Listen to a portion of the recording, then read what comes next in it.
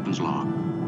Our position, orbiting Psi 2000, an ancient world, now a frozen wasteland, about to rip apart in its death throes. Our mission? Pick up a scientific party below. Observe the disintegration of the planet.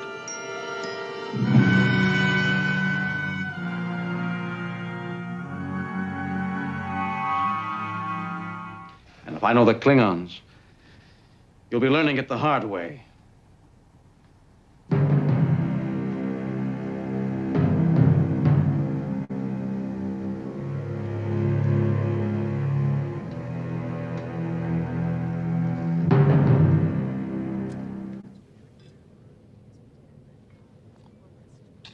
What is that? It's a Klingon delicacy. Hippias claw. This is heart of Targ. This, of course, is Gog. Isn't that Gog? Very good. You did some research on our nutritional choices. Yes, but... still moving. Gras is always best when served live.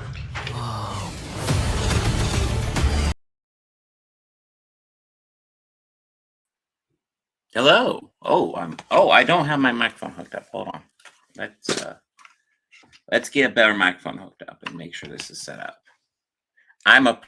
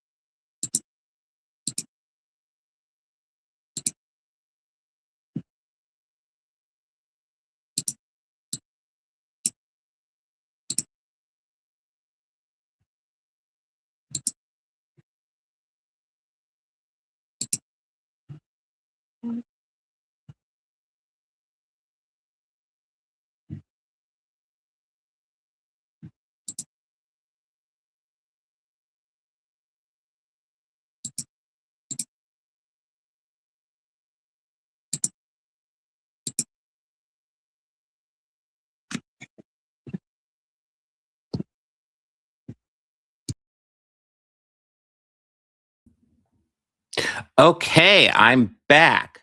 What the hell? So you heard me through my desktop microphone because that's what defaults to. So I hooked up my actual good microphone, and when I did that, detached my camera, and I couldn't reattach my camera unless I restarted StreamYard.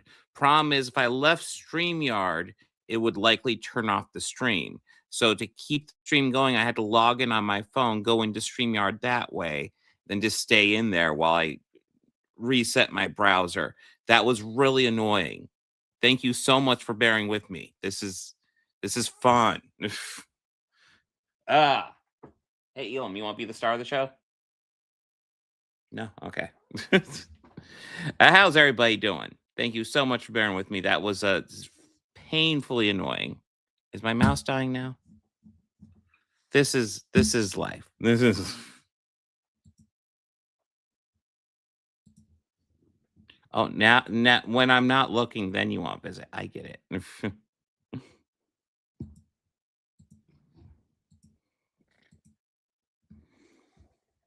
Are you adorable? Yeah? Okay. How's everybody doing? It's warning me to be careful not to be rubbing up against the microphone while I'm streaming. I wonder if it was me or you doing that, Elam. Oh, now you're just being adorable. How are you? How's everybody doing? I have been dealing with technical issues. It's been fun over here, but I'm live. We're good. It's all good. Happy Valentine's Day. I didn't really have a Valentine's Day stream planned, but you know what? Yes. So I will say I haven't watched any of the Superbowl teasers. I know we've gotten a whole bunch of trailers and stuff um in the past few days. So let's go ahead and get caught up with that. And then we'll go over some comic books. Then we'll go over some comics explained and then critical drinker nonsense. We got a full show. So let's get rolling. First off, this is probably the one I'm most excited to check out, the Spider Noir trailer. This sounds like watching it in the color version made me think maybe the black and white version might be better. I'm not sure. But I thought that was a cool trailer. Next up, we got a new One Piece trailer, which I haven't seen One Piece season 1 yet, but I've been keeping up with the trailers. Let's go ahead and do season 2. It's dropping at once. That is driving me insane. I wish they would stop that. After reading the first manga issue, Over the Top, I think, seems suitable for this. Me, guys, like, obviously, if you're watching live, you can watch the trailer with me. But if you're watching later and the trailer is missing, it's because it got claimed. I just trimmed it out rather than deal with the fights. So yeah, you'll still get my commentary if you watch later, but you just won't be able to watch the trailer with it. We will be watching the first season to prepare for the second season on the podcast, so I will be watching it soon. But yeah, that just not even out without even watching anything. That looked like fun.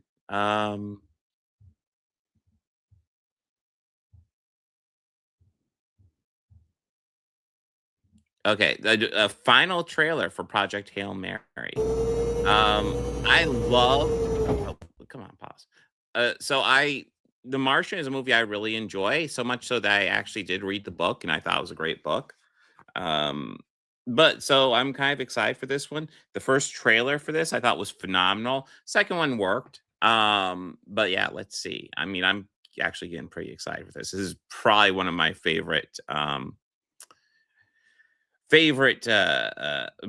favorite, but one of the movies I'm most looking forward to coming out this year.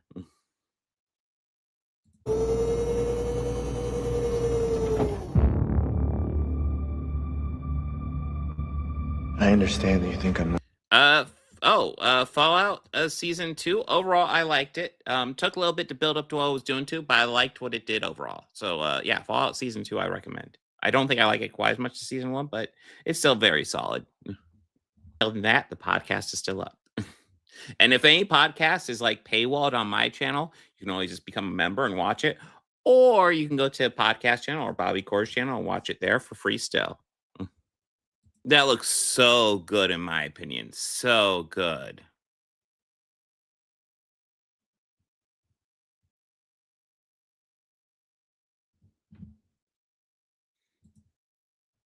Now, one thing I will admit before we get into the Rob stuff, which is after comic book, so we got a moment till we get there.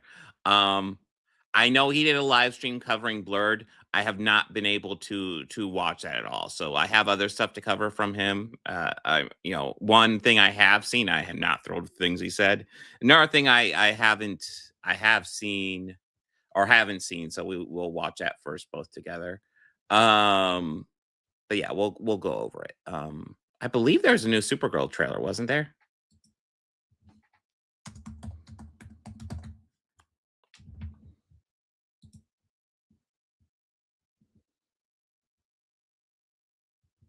Oh, they did a Super Bowl teaser. Okay.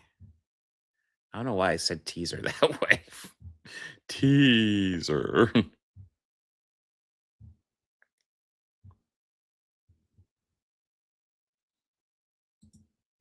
We'll go ahead and check this out, though.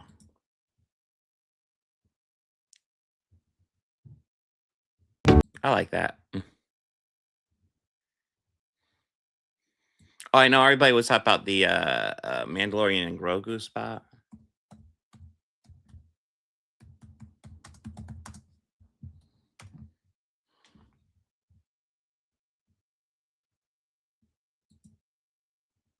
Sometimes we choose our path. Other times the path chooses us. Through it all, we keep pushing forward, driven by a deeper purpose, guided by an unseen force. The journey never gets any easier. The bond just gets harder to break. This is the way. Only in theaters and IMAX May 22nd. Sometimes we... Wasn't that a beer commercial? That seems familiar. That seems really familiar, like they're riffing off something. Yeah, I guess I should be saying spot instead of trailer. Listen, man, paying for a whole trailer during the Super Bowl is expensive as fuck. Oof. You know, Anton, you're right. I'm not going to lie. I was expecting a trailer for Spider-Man Brand New Day before Avatar. I was expecting that before Budweiser. Okay, it's a Budweiser. Okay. It seemed really familiar. I'm like, okay, I feel like I've kind of seen this before. Obviously, I haven't seen it before, but like, I've seen something really like this. I'm really... yeah, Mandalorian Grogu looks like fun. As someone who, while I think each season of Mandalorian's a little worse, I think overall it's still, all 3 seasons were solid. But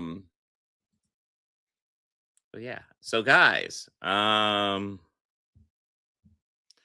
should have, yes, believe it or not, I'm live, but I have a comic book poll up, so make sure to go vote for that, and then we'll dive into comic books, and then we'll go into, we'll definitely cover Chuds and Critical Drinker, but we'll also explore a little bit of the Comics Explained situation. Because I'll be frank, before we get even too far into anything, I wouldn't call Comics Explained a Chud or anything like I would call fucking Critical Drinker or anything like that. But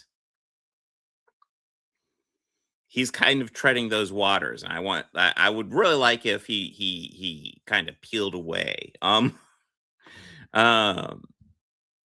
Anyways, let's go ahead and dive into comic books. And first comic book we're going to start with is DC KO Knightfight. I had this set up on the other side, then it reset all these, and now I don't have anything. Hold on, let me play with this for a moment.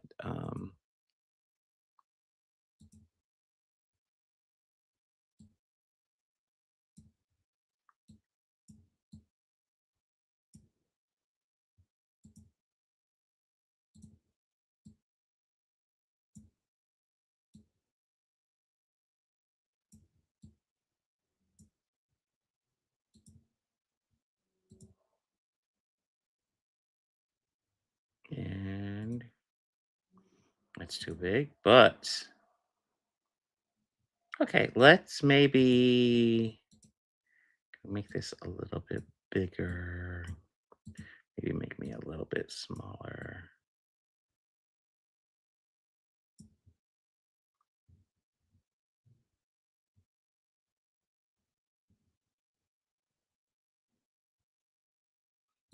And move to the front. Okay.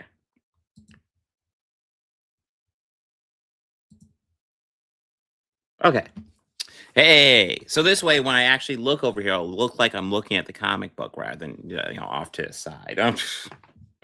Well,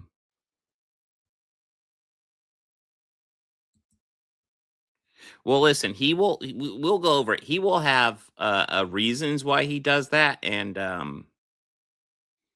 don't think they're good at all. Because the big thing about shit, as you say, Critical Stinker and Nerdrotic is that they're fucking grifters. Not only are they complete bigoted pieces of shit, which means don't listen to them, but they're also fucking grifters. So it's like, by following them, even if it's a little bit I'm going to say on this since I've already started, even if he's like, oh, I just want to listen to both sides, their side is dishonest. There's nothing to be gained by listening to dishonest hacks like them.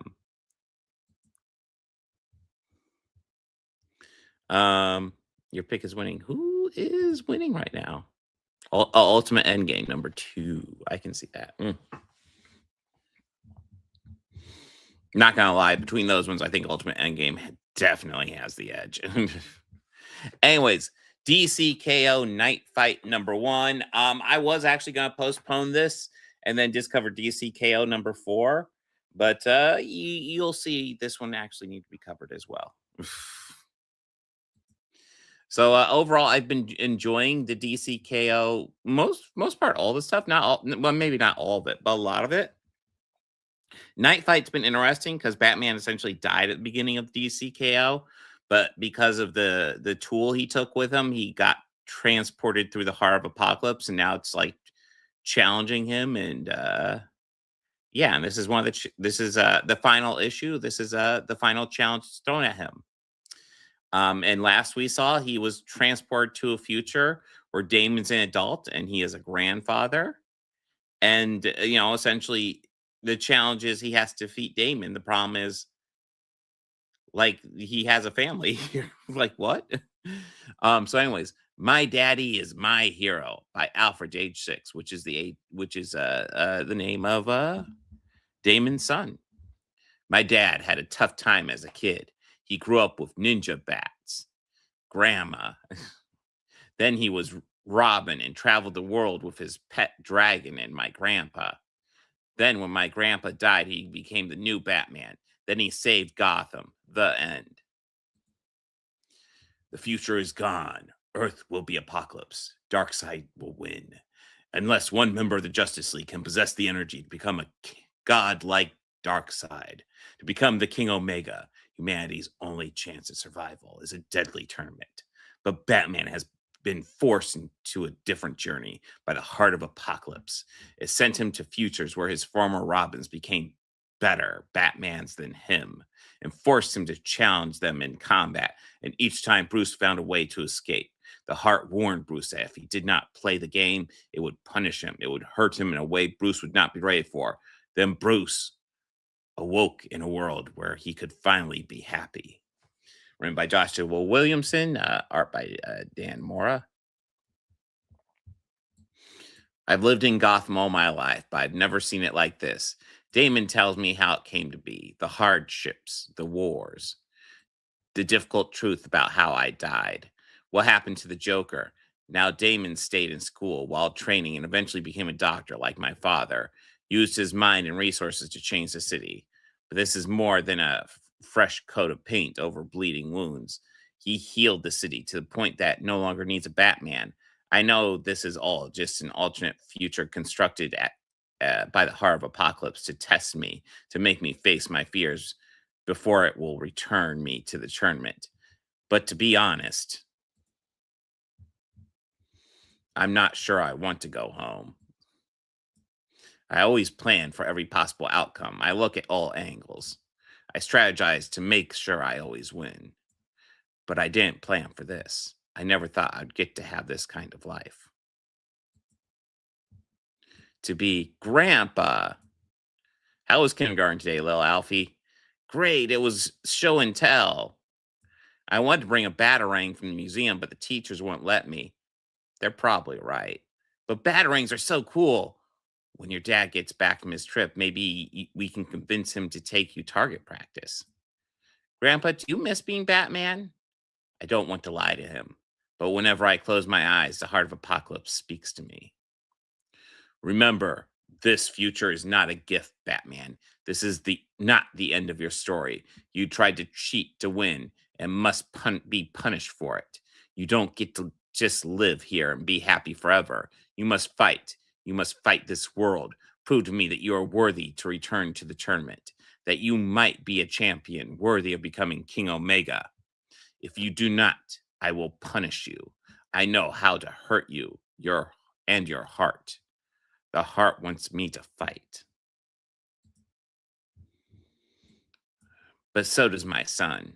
I've searched the world and talked to all our brightest minds trying to find answers, a way to beat this heart of Apocalypse. A lot of people think we're foolish, that this reality is real. But I managed to convince the Justice Legion to let me borrow some forbidden technology. I know we can find a way to protect our world while also helping you. But we need to play the heart's game as well. The heart wants to manipulate me.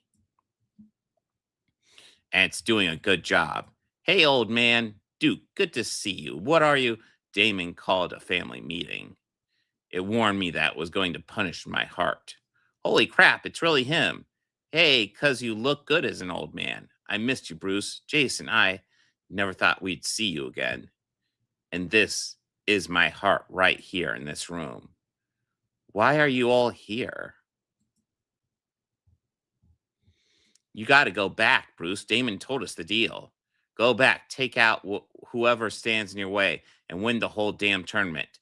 Then handle Darkseid. If you do that and get the powers, you can make our world real. That's what's at stake for us, Bruce. The families we built, the future we made together. So the heart wants you to take me down in a fight, right, Father? You spent years teaching us. You think an old dog can learn some new tricks?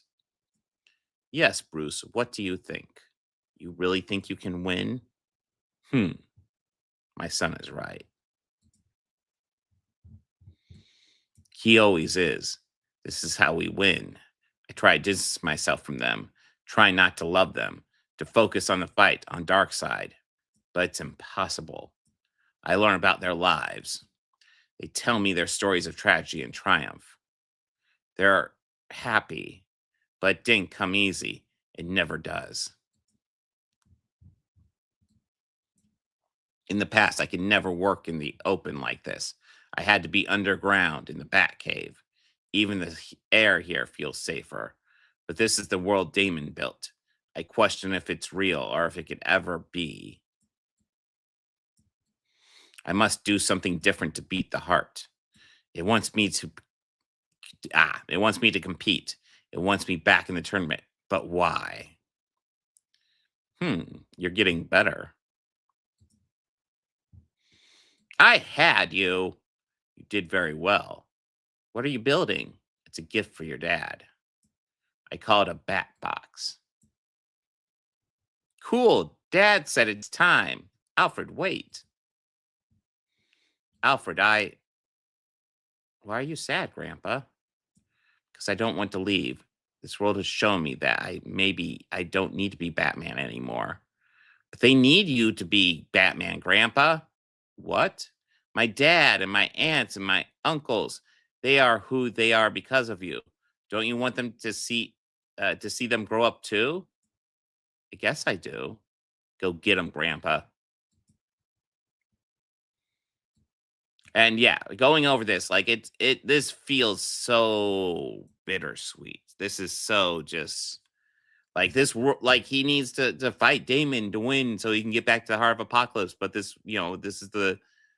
is a world where like he has a family and a grandkid and they all just love him. And it's like, oh, that is so evil. You ready to fight old knight. Be serious, Damon. Don't forget what's at stake here. We joke because we're nervous. I've beaten you in a fight before, son. Beating up a little kid is really something to brag about. Yeah, but that little kid was a badass. His know-it-all attitude was a superpower. But you, I don't think you have that edge anymore. Only one way to find out. And they fight. Damon is one of the deadliest fighters to ever live. But I can see in his eyes he doesn't want to win. Damon, you're holding back. So are you. Then fight me, son. We fight like we've never fought before. I can see all the moves I taught him on display, but also the moves he picked up since he became Batman. Our attacks are filled with rage. Yeah, we just have the Bat family watching on. But not at each other. Kill him. Kill your son. At the heart. Fight goes on for hours. I hate it. This is what I want. You at your best. But I am also in awe of him. I've never been prouder. I owe it to him to give it all to all of them. To never stop fighting. To cut loose in ways they haven't seen. Anger. Ready to become King Omega? But I have learned the hard way that this time it is not my choice. Then, yeah, we see him. We see Damon cut through Bruce. Get up, father. You have to. You must keep fighting. I can't do it. I can't win. Test complete. Game over. What? Grandpa, father. You know what to do, Damon. He has that bat box with him. Damn you. You wanted me to lose. That was the final test, Batman, to see if you could ever admit defeat. If you hadn't, I would have destroyed that world anyway. You were never going to escape my punishment. But now, you are nearly ready. All that is left is a leap of faith. Faith in Darkseid. The ability to defeat Darkseid and rewrite all of existence can be yours to make your family's world real. Are you ready to fight your allies, to show them no mercy, to cross lines you promised you never would, to re-enter the tournament and become King Omega? Before I questioned if I was still needed as Batman, if Gotham needed me, whether the city would be better off if my family took over. But I know the truth. My family wants me to be Batman. They need me as much as I need them. The heart thinks it's won. That's defeated me. It forced me to fight against my family. But that's the thing it didn't realize. It wasn't testing me. It was training me to win. Then to be continued in DC KO number 4, also known as later in this stream. So I really like, this is a hell of a conclusion to a series I enjoyed. It wasn't blowing my mind, but I enjoyed it. But like, this is definitely the best issue of this, the final one. Really, really enjoyed it. In fact, I'm calling this book the stream. Hell, I'll go ahead and give this 5 stars. I thought it was a great finale. 2 overall solid series, limited series we had going on here. I just love the fact that like Batman had to face his greatest nightmare, which is almost just a happy family, and having to break up with that. And it was very bittersweet. You know, as someone who was a parent myself, I get why he was like, oh man, this is awesome. And having to just not only break away from that, but also having to fight your own son to break away from that. It's pretty hardcore. Overall, fantastic book. And right now, we'll go ahead and take a break from Batman. We'll go ahead and cover our Marvel book this week. Yeah, I can see kind of shades of Alan Moore going on in there. Yeah.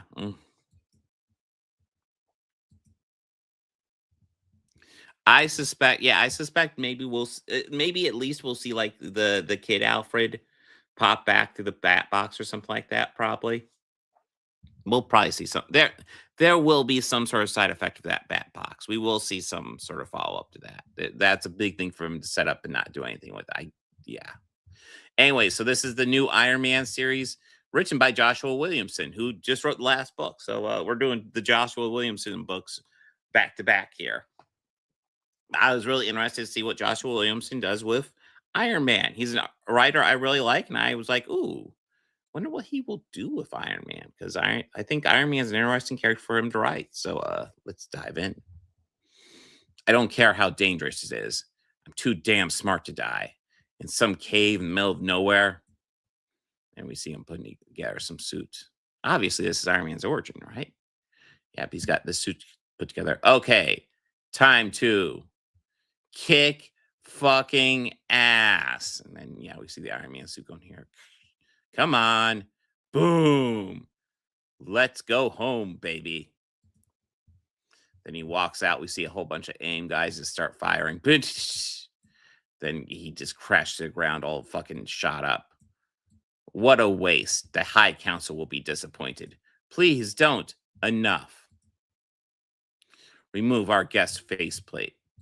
Then they remove it. Yes, Madam Mask. Please, I did what you wanted. I can make the armor stronger, bulletproof. I just need time. Stark had better. Then she just shoots him. So yeah, that is not Iron Man. AIM doesn't need another armor. We want another Tony Stark. After a life-threatening injury caused by his own company's weapon, left Tony Stark stranded in a cave, clinging to life. He did what only a few could do. He didn't just survive, he thrived. Donning a golden suit of armor, Tony Stark made it his mission to keep this world, the universe, safe. Tony Stark is many things: genius, billionaire, playboy, founding member of the Avengers, heroes to millions. But no matter what changed in his life, Tony Stark will always be Iron Man. Written by Joshua Williamson, as I already brought up, and then art by Carmen Carnero. Not really familiar with them. Anyways, we're in Los Angeles. We got Iron Man fighting this dude. Go frost yourself, Iron Man.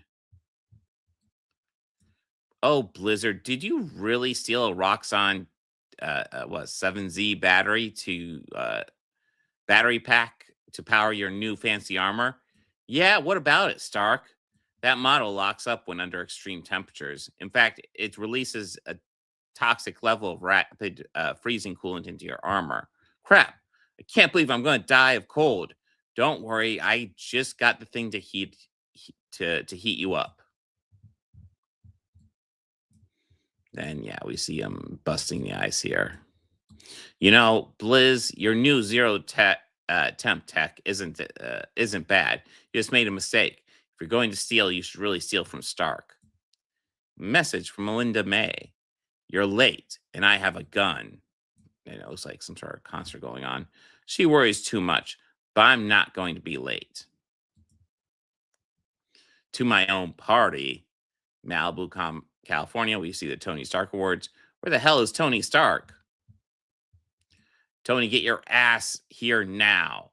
Your favorite band is playing for you, and you're not even here. Yes, I am, Melinda. Where are you? You'll see. No, Iron Man, Tony. I'm sorry. No, Iron Man, Tony. Remember? People want Tony Stark. People love Iron Man. Yes, but you promised no armor for this one. This is a Tony Stark event, and the armor is a safety hazard. Okay, I promise. Tony, what's that sound? You said no armor. But I still have to make a dramatic entrance, and he has a fancy Iron Man-esque bike. Look, Ma, no hands. Introducing the Stark Hover Bike 3000. Mass-produced in time for Christmas this year. For the kids. Capitalism. Tony, hell yeah, I love you, Tony. And yeah, everybody's chanting Tony. Band's playing. Welcome to the first annual Tony Stark Awards. Let's rock and roll.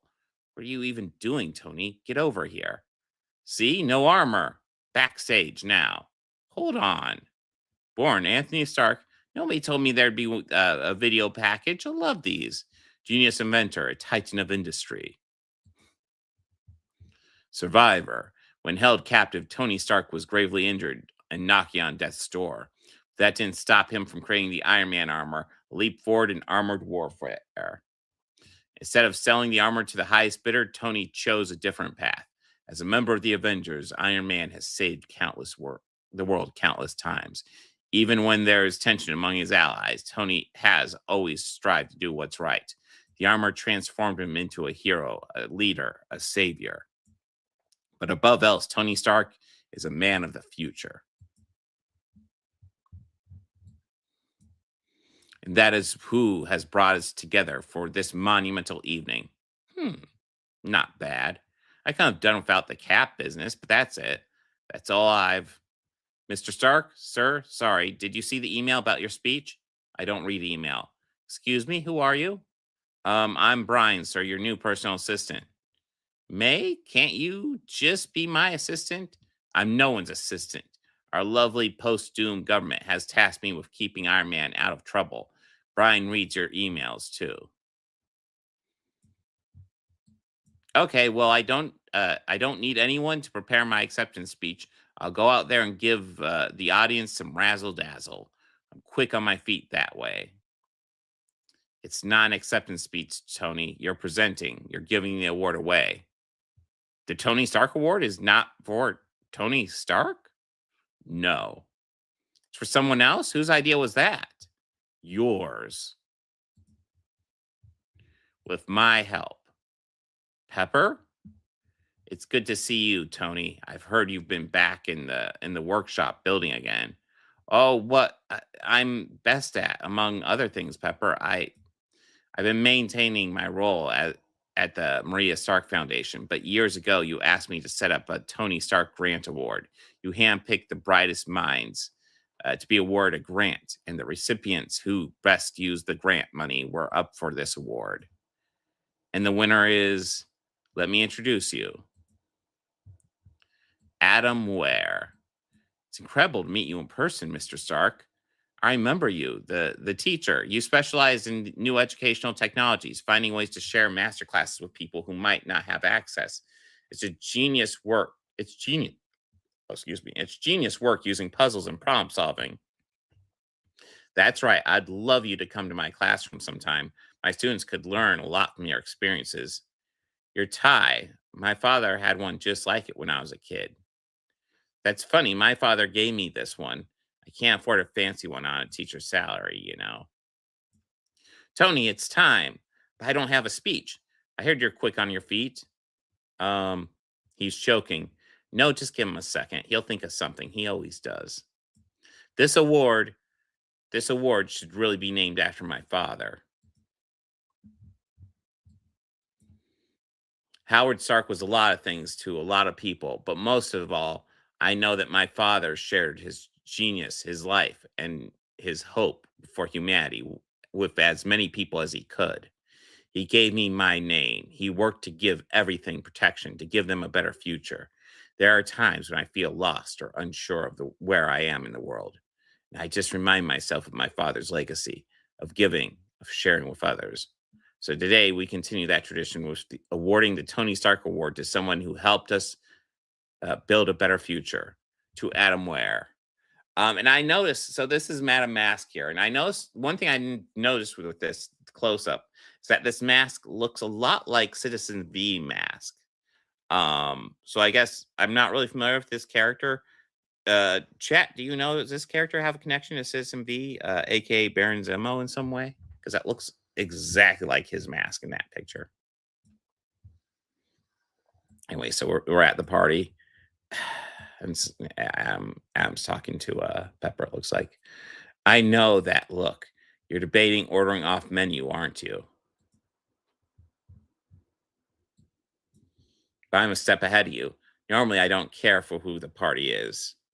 Party is for. I don't allow that. But for the man of the hour, I thought maybe I could make an exception. My favorite. You made this just for me? Who are you? Luna Lucia.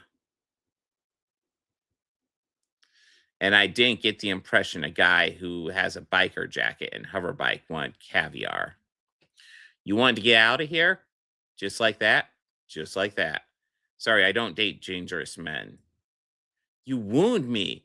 What makes you think I'm dangerous? Because I'm always attracted to dangerous men. And she gives him a wink. Then bang! Then we got Madam Mask. She's got a hold of Pepper here.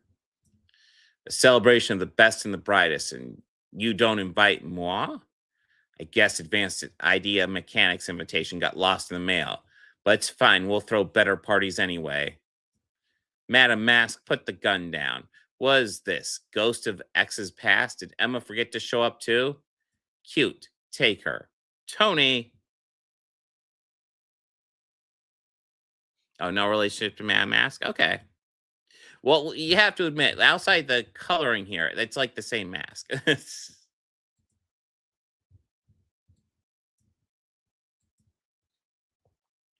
Melinda, was Madam Mask doing with AIM?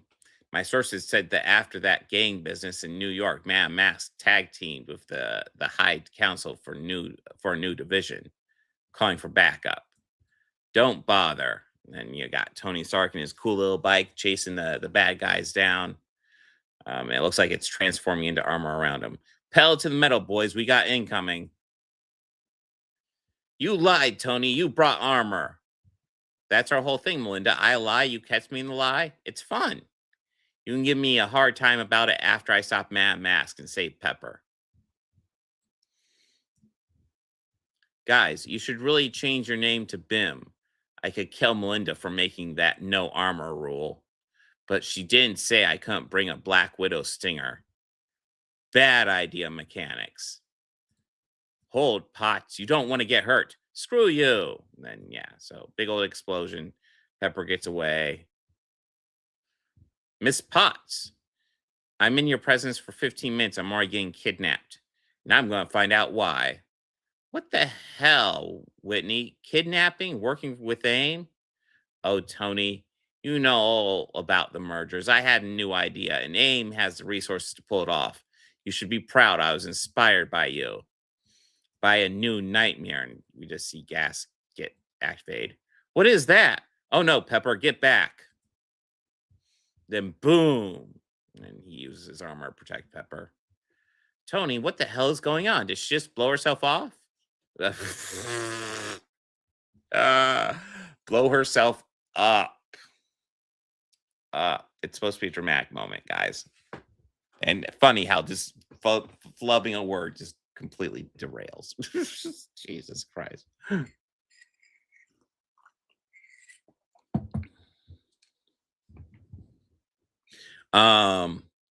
Life model decoys. If I get them back to my workshop, I can investigate. Tony, pick up now. I hear you, Melinda. You got damsel in distress. The chaos and AIM are taking Pepper. Was all a distraction to get you away. For what? Madam Mask was after someone else. Underground, unknown location. They were after Adam. What is this? I knew it. I knew it, Nate. I'm on to you. I'm just a teacher. I can't do anything for you. I specialize in education resources, problem solving. I don't be so hard on yourself. You were handpicked by Tony Stark. AIM expects great things from you if you survive. Then New Mexico. Tony built his new workshop inside the Gamma bomb bunker. The one that created the Hulk? That would be correct. Why? He said, just in case. What about the radiation out here? Are we going to all slowly turning to rage-induced monsters? I dyed my hair green once in college. It looked awful. Tony said he took care of it. Of course he did. Loud rock and roll. Is a sign he's upset. I don't care. Turn the music down, Tony. How can you even think with it this loud? The noise filters out the noise, helps me focus. Well, I hope you've been focused on what AIM is up to. They took Adam. I know. I was there. We have to find him. I know. You know something else, don't you? I always know something. Look, listen, learn. Our party was not the only location AIM hit last night. Our yellow beekeepers of chaos made 11 appearances around the world, all at the exact same time. It was a massive coordinated attack that resulted in multiple kidnappings. Some people were literally taken from their homes. You see the pattern, Pep? Julie Appleton, Daniel Buss. Oh no. What do you see that I don't? They're all people who are up for the Tony Stark Award. AIM took people I hand-picked. Me. People who I thought were smart and creative enough to work with Iron Man. This is my fault. What is this, Tony? Why would Madame Mask kidnap a bunch of scientists and teachers? Then whoosh, something whizzes by. And of course, it's Iron Man in a suit. I'm going to find them. Melinda, I need you to gather as much info on AIM from your people as you can. I'm going to visit every single AIM headquarters in the world and beyond until I bring all of them home. Pepper, can you contact the families of the kidnapped and let them know we have everything under control? Do we, Tony? What did you mean when you said it was your fault? What did you, going invisible, call you soon? Don't wait up. End call. Beep. Secured channel. Code word. Scarlet letter. Radio secure.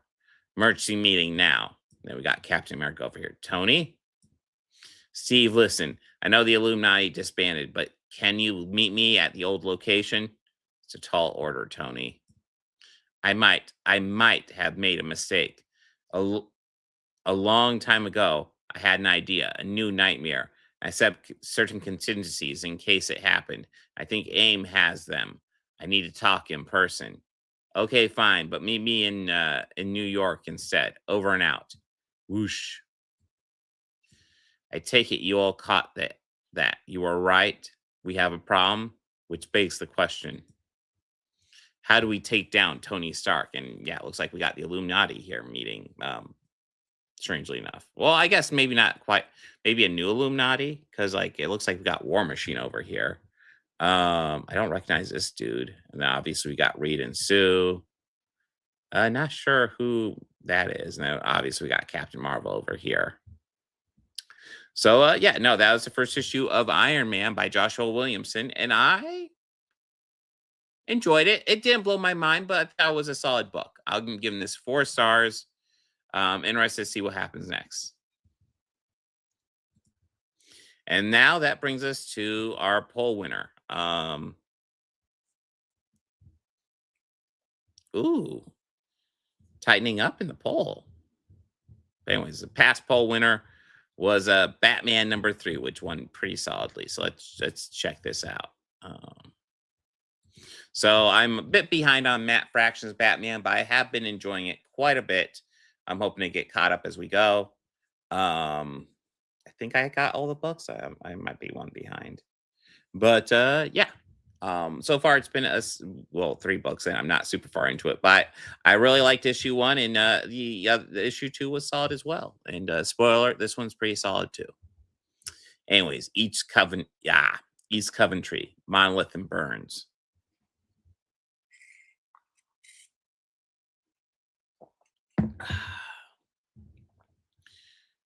Houston Gray, Civis Project, Take 1. Okay, Miss Marjorie, how has Gotham changed most in your lifetime? Oh, sweetheart, all Gotham City ever does is change. Hold up now. That thing's a phone? Yes, ma'am. And you're recording me on it? It's my mom. It's my mom's. Well, that's changed. Everybody on the phone all the time. Otherwise, buildings come, buildings go. Street blocks, whole neighborhoods change. City still is city. Maybe people change the most. We're all on our own now. Seems like nobody's helping nobody except for you know who. Never say his name out loud unless you need him, Houston. Here? Yes, ma'am. Then bam, bam, bam outside the window.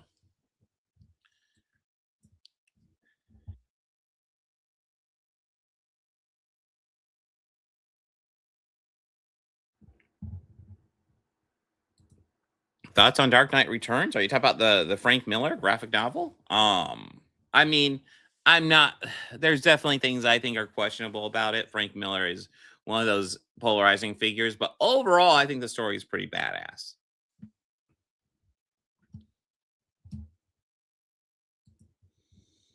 Houston, get back here this minute. Shh. Oh, man. Oh, man. Then it looks like we got the Batmobile. It looks like Batman with Robin. He looks shocked. Then there's his cops on the ground bleeding. Holy crap. What's happening now? Officer Gordon's down there. Bunch of people, too. Big guy in a suit. He looks like the boss. And we see the big guy in the suit take a batarang. And then just, we don't see. And then investigator, we found evidence placing Batman at the scene. And then Batman, Crown of Storms, written by Matt Fraction. Ore Jimenez is the artist. Narrow Bridge Mercy Hospital. Why wasn't this mentioned in your report? I didn't see him, sir. You and your partner believed you'd apprehended Robin. The Batman came to his rescue. Say his name, officer. Put him at the scene, or you'll never say anything ever again. Stand back from the bed, please. Poor man just began gasping. Easy now, Officer Davis. Stop struggling. Indeed. Save your words, officer. I suspect this guy might be a bad guy. I find it suspicious.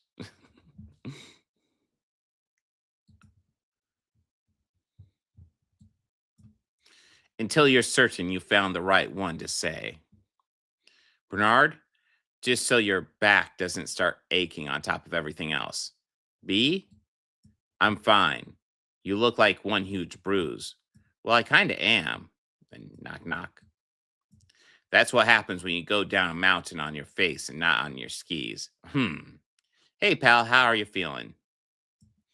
Bernard thinks I died in a skiing accident and nobody told me. Hi, Bruce, hi. Step out with me a second. Tim needs rest. Of course. Thanks for coming. Sure, Mr. Wayne, Bruce. Bruce, I realized something funny the other day. Whenever you and Tim go off on your little bro weekends, he always comes back beaten up all to hell. Weird, isn't it? I mean, whenever he spends time with you, he gets hurt. These are lovely. Thanks. Bernard, who gets to decide who is sane and who is not? Yeah, speaking of news break, here we go. I'm not comfortable with that framing. There are different quantitative differentiations. Eugenicists use quantitative differentiations. This is no different. You may as well have it at your patients with a machete and call it surgery. You may as well. Oh, yeah. No, I got it. Harsh words from psychologist and patient advocate Dr. Hugo Strange. Dr. Zeller, a response? Dysfunction of the electrical activity in the brain can mean profound controlled dysregulation. My device gives my patients some of that control back. Fear prevents us from having a say in how our mind responds to the chaos of trauma. But it requires trust, care, and time. The Crown of Storms helps regulate electricity in the brain. It calms overstimulated regions and excites understimulated ones, and along with psychiatric med. So you take money from Big Pharma with one hand and Wayne Enterprise with the other. Well, perfect scam. Selling snake oil would have had more dignity. And yeah, we're looking at this thing. So yeah. I guess I probably should have shown this while we were talking, but yeah. Dr. Zeller has received funding from Wayne Enterprises, compromised your work. We received a grant from Wayne and Family Endowment that financed our pilot program. They have no oversight or input on my work. The money has gone into building a prototype device and launching our first human trials. I don't need your trials to tell me I'm human. If Nazis like you applied your devices to Van Gogh, he would never paint Starry Night. Father? Or maybe Van Gogh will have painted 100 Starry Nights instead of dying in agony at the young age of 37. Father, pay attention.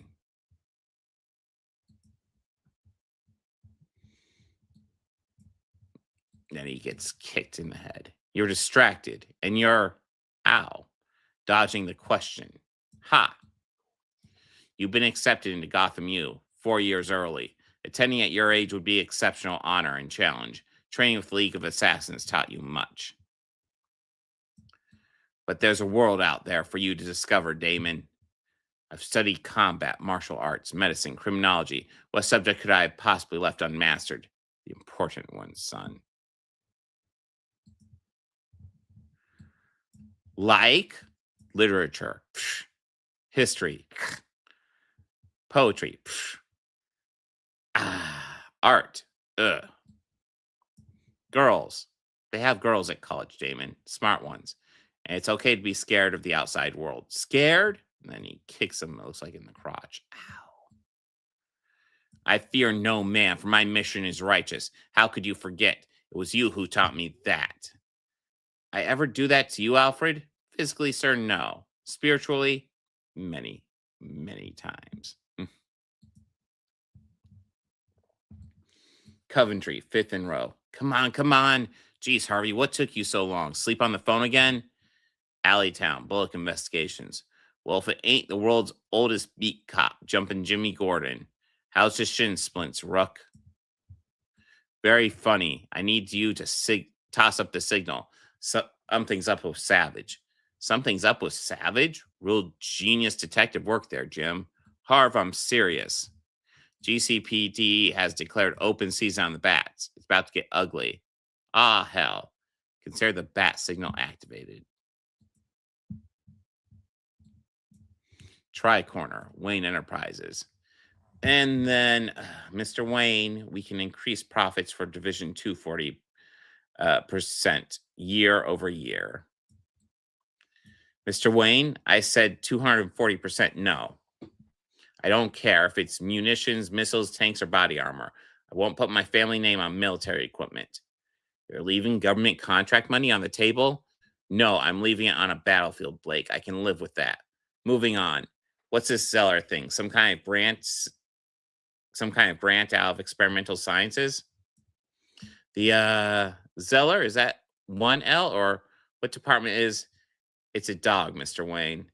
She'd use 2.5 times the titanography we have on hand, what Lucius Fox whipped up. Then again, you won't allow it to be sold as body armor. It's not a profit viable venture. Profit isn't the only thing that makes a venture viable, Blake. That will be for today. That will be it for today, everyone. Thanks all. Great meeting. How much taxpayer money we spend on the rooftop flashlight you had all those years, when all it takes is a crappy stuffed animal jammed in a window to get your attention. Jim's idea, not mine. It was a symbol for them, not him, so everyone knew. Yeah, I remember. Gentlemen, as much as I'd like to reminisce, I have a busy night. I assume you have bad news for me. Wouldn't have called it if it was good. Savage is using the shootout last night to make some changes in GCPD policy and operations. He wants to leak to the press. He has evidence you're a cop killer. He issued orders to shoot on sight and deputized a private mercenary squad to do the job. The mayor is pushing back for now, but we all know how that'll end. Savage and the GCPD are about to declare war on Batman and Robin. Everything old is new again. Hey, Jimmy, how's Tall, Dark, and Spooky here going to do his disappearing act from the little building like this without they're going to hit that woman? Those maniacs, good Lord. And we see him just dodge out of the way. What are you talking about, Harv? Funny. Very fucking funny. So yeah, he's just saying shit to get them distracted. Harbor View, Wayne Experimental Science Building. When are rent-a-cops as useful as a pair of sneakers? When is a drag race a real drag? When does a rooster miss the sunrise? And what did Napoleon do for his toothache? And then he gets punched in the face. Oh, Edward. Stealth suit, light bending, noise dampening, titographine weave. When they're tied up, when it goes down without a car, when the alarm is off, and he took the crown. You were really keeping it together for a while there, Edward. CEO of Nigma Tech, so rich you could buy your way out of any trouble, top the world. What happened? And then charges him. And Batman just throws him off. Please, Edward, stop this. And he tries to punch again. When is the filmography of the Beatles incomplete? Why do the ears hate bathrooms? Why did the perpetual motion machine get a ticket? Riddle me that. Well, riddle me that. When it needs help. Because there's too much noise in the head. And what, Edward? Tell me. Why did the perpetual motion machine get a ticket? Oh, God. Because it couldn't stop. Here. When is an unmade omelet crunchy? When it's eggs. Where does John get the news? Toilet paper. What is this, a grocery list? Hours. It took me hours. Make it stop. Just want to make my head stop. Then he injects him with something. He goes to sleep. Syntax. Fast-acting sedative. Antipsychotic.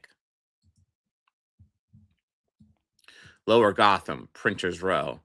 Mr. Dean? You Mr. Jack Dean?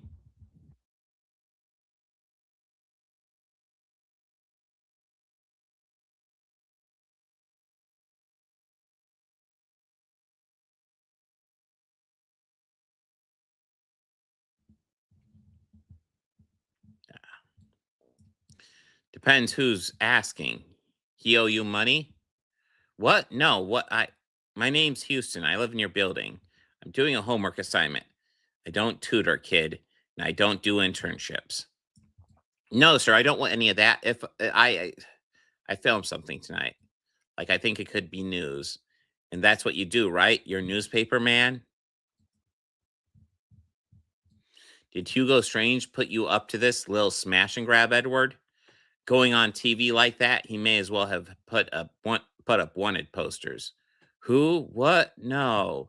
I heard Wayne ain't K harm when and then we got hologram Alfred come in. Ain't calls attention to itself. K-1000 harm forbidden. Could be gibberish. You know harm as a secular usage set aside. It's an anagram, Master Bruce, with a double negative twist. So when is K part of harem? When it's in Arkham.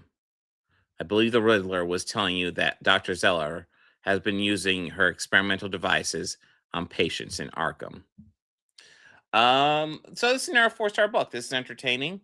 I do like, I think Fraction is doing an interesting job kind of exploring almost kind of the psychology of villains and how perhaps maybe Batman needs to change his approach and how he approaches that. I think that's kind of an interesting thing he's exploring here. Kind of want to see more of what he does with it. But yeah, giving this 4 stars, overall, very good book. That brings us to our final book, DC KO number 4. The penultimate chapter in the KO saga, as the DC superheroes come together to fight to the death in a goal to become the new King Omega, overthrow Darkseid, and remake the universe in their own image. Last we saw the heroes, the 4 finalists, were Superman, Wonder Woman, Lex Luthor, and Joker. And they were left facing off against the absolute Batman, absolute Wonder Woman, and absolute Superman. And yeah, we will see how this chapter works out and who is left after this one.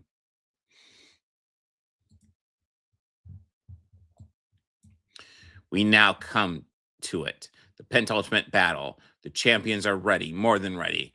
Why? Because this round, they're not fighting other champions. They're not fighting heroes. Friends. No, they're fighting imposters. That's how they see this dark trinity before them. Younger, bigger, but imposters just the same. And the combatants at the King Omega tournament have fought imposters many times before. Round 4, fight. But these imposters hail from the absolute universe. Absolute Earth. Where Darkseid is king. His essence infused into every atom, every cell. And with this Earth belonging to Darkseid, it begs the real question, who are the real ones now? In this arena, there's only one way to find out. Chapter 4, Trial by Absolute. Darkseid is reborn and no one is safe. The heroes from the DC universe now mount a last chance defense against the harbinger of anti-life, the form of a tournament of champions. Each contender fights to gain the power to stop Darkseid or die trying. Scott Snyder is the main writer. Joshua Williamson is the backup writer. Joshua Williamson is popping up a lot today. And Javi Fernandez is the artist. Then die. The blast hits Clark with micro-concentrated heat of a supernova. It's as if the boy can funnel the sun's energy through his gauntlets. But the cape is what really catches Clark off guard. It's like cosmic mist. The young fighter can shape and the dust itself. It's from Krypton. You can see Superman gives a punch. Diana pulls him off, but before she can lock the chokehold. Not so fast. All of a sudden, the Pegasus charges through. Meanwhile, Luthor's suit has enough energy for one left for one last big blast. The person coming at him is just Batman, though, so he opts for elephant tranquilizers. Heh, sweet dreams. Is it dust? Okay, it's dust seemed familiar when I read it, but like, yeah, this image is a little bit fucked up.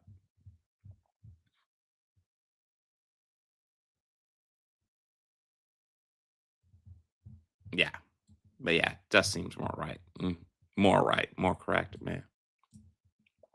Sweet dreams. At which point Luthor opts for Plan B. Shoot him, Joker! Fucking shoot him! And then clang. Joker pulls out a gun. Well, actually, I'd like to switch sides. What? You can't? Why not? Besides, Darkseid should have 4 horsemen, not just 3. You will forfeit your chance to win the tournament. I mean, I got to kill Batman with a bang, so I'm good. Very well. Oh, great heart. So with a blast of my own, a new kind of parademon is born, grinning from ear to ear. Ha! I love it. So Joker switches sides and leaves the tournament, so we're down to 3. Booster, who are these beings? Cal, when I asked Barda about the Heart of Apocalypse weaknesses, she said that the heart, it corrupts. What are you saying, that we appeal to these creatures' gentler nature? They have no gentler nature. This is what they were born for, and now they have fulfilled their destiny. What about you, Booster? I heard from Groot that we were betrayed, but I never would have guessed it was you. Don't blame the poor Booster. He isn't at fault. My will is undeniable. Darkseid? Nice to see you again, Kryptonian. Now my horsemen. Kill them all. Run her down, Pegasus. Thank you after all this time. I finally get to lasso an actual horse. Talk to me. When my lasso touched you, I sensed nothing but Darkseid's essence. There must be more. You know I have a lasso too. It's called sacrifice. It doesn't just make people talk. At the same time, as Clark and the boy rocket towards each other yet again, Clark scans them on a cellular level. Nothing. All 3 of these beings know what he knows. What he wants. There's nothing to them but him. Darkseid. And then the 2 Supermen collide with the power of 252 megatons. Power of 52 megatons. Oh my God. Clark is barely able to reabsorb the energy to protect his allies from being obliterated. Is that the best you can do? And across the way, hello, neighbor. Mind if I borrow some kryptonite? Joker, you, Hey, Bats, a gift from me to you. And then we just see these guys fighting. We see absolute Batman get a jump on Superman. It looks like with some kryptonite he puts in his bat ears. And then we're back to the interlude with the game. And we see Batman knocking down Superman. Ha! Nice sportsmanship, Bruce. What? I didn't see him there, says the guy who has been cheating all game. What? I don't cheat. Really? You need to roll a 4, you get a 4. You need to roll a 2, you get a 2. Don't tell me you're using some bat gadget. All right, you want the truth? Wait. Let me do it. I've always wanted to kill a Superman. The truth is, I learned the precise imperfections in the dice. First few times I held them. It's a technique I learned in years of training. So yes, I roll what I want to roll. But it's not cheating. It's called being Batman. What in the... Suddenly they all feel it. Someone coming into the competition. Joker feels it most of all. Right in his chest. And then we just see him get impaled. Bang. So following up from DC KO Knightfight, Batman has re-entered the competition. So, and then there are 4 again. Batman? Hello, old friend. How? Before we entered the competition, I wired a mother box to my heart. So if I died, I'd be transported out. The heart made me fight my way through heaven and hell as punishment for cheating. Me as punishment for being Batman. How touching. Who's the kid? He's dark side. They're all dark side. Then go get him. I'll take this one. Let's do it, rich boy. You know, I've fought a lot of Batman lately. But that is the ugliest bat symbol I've ever seen. You pull out some spike. How's it looking now? It's growing on me. And then Batman dodges him pretty easily. Hold on. You've got something on your... He throws some little gas bombs on. Poof.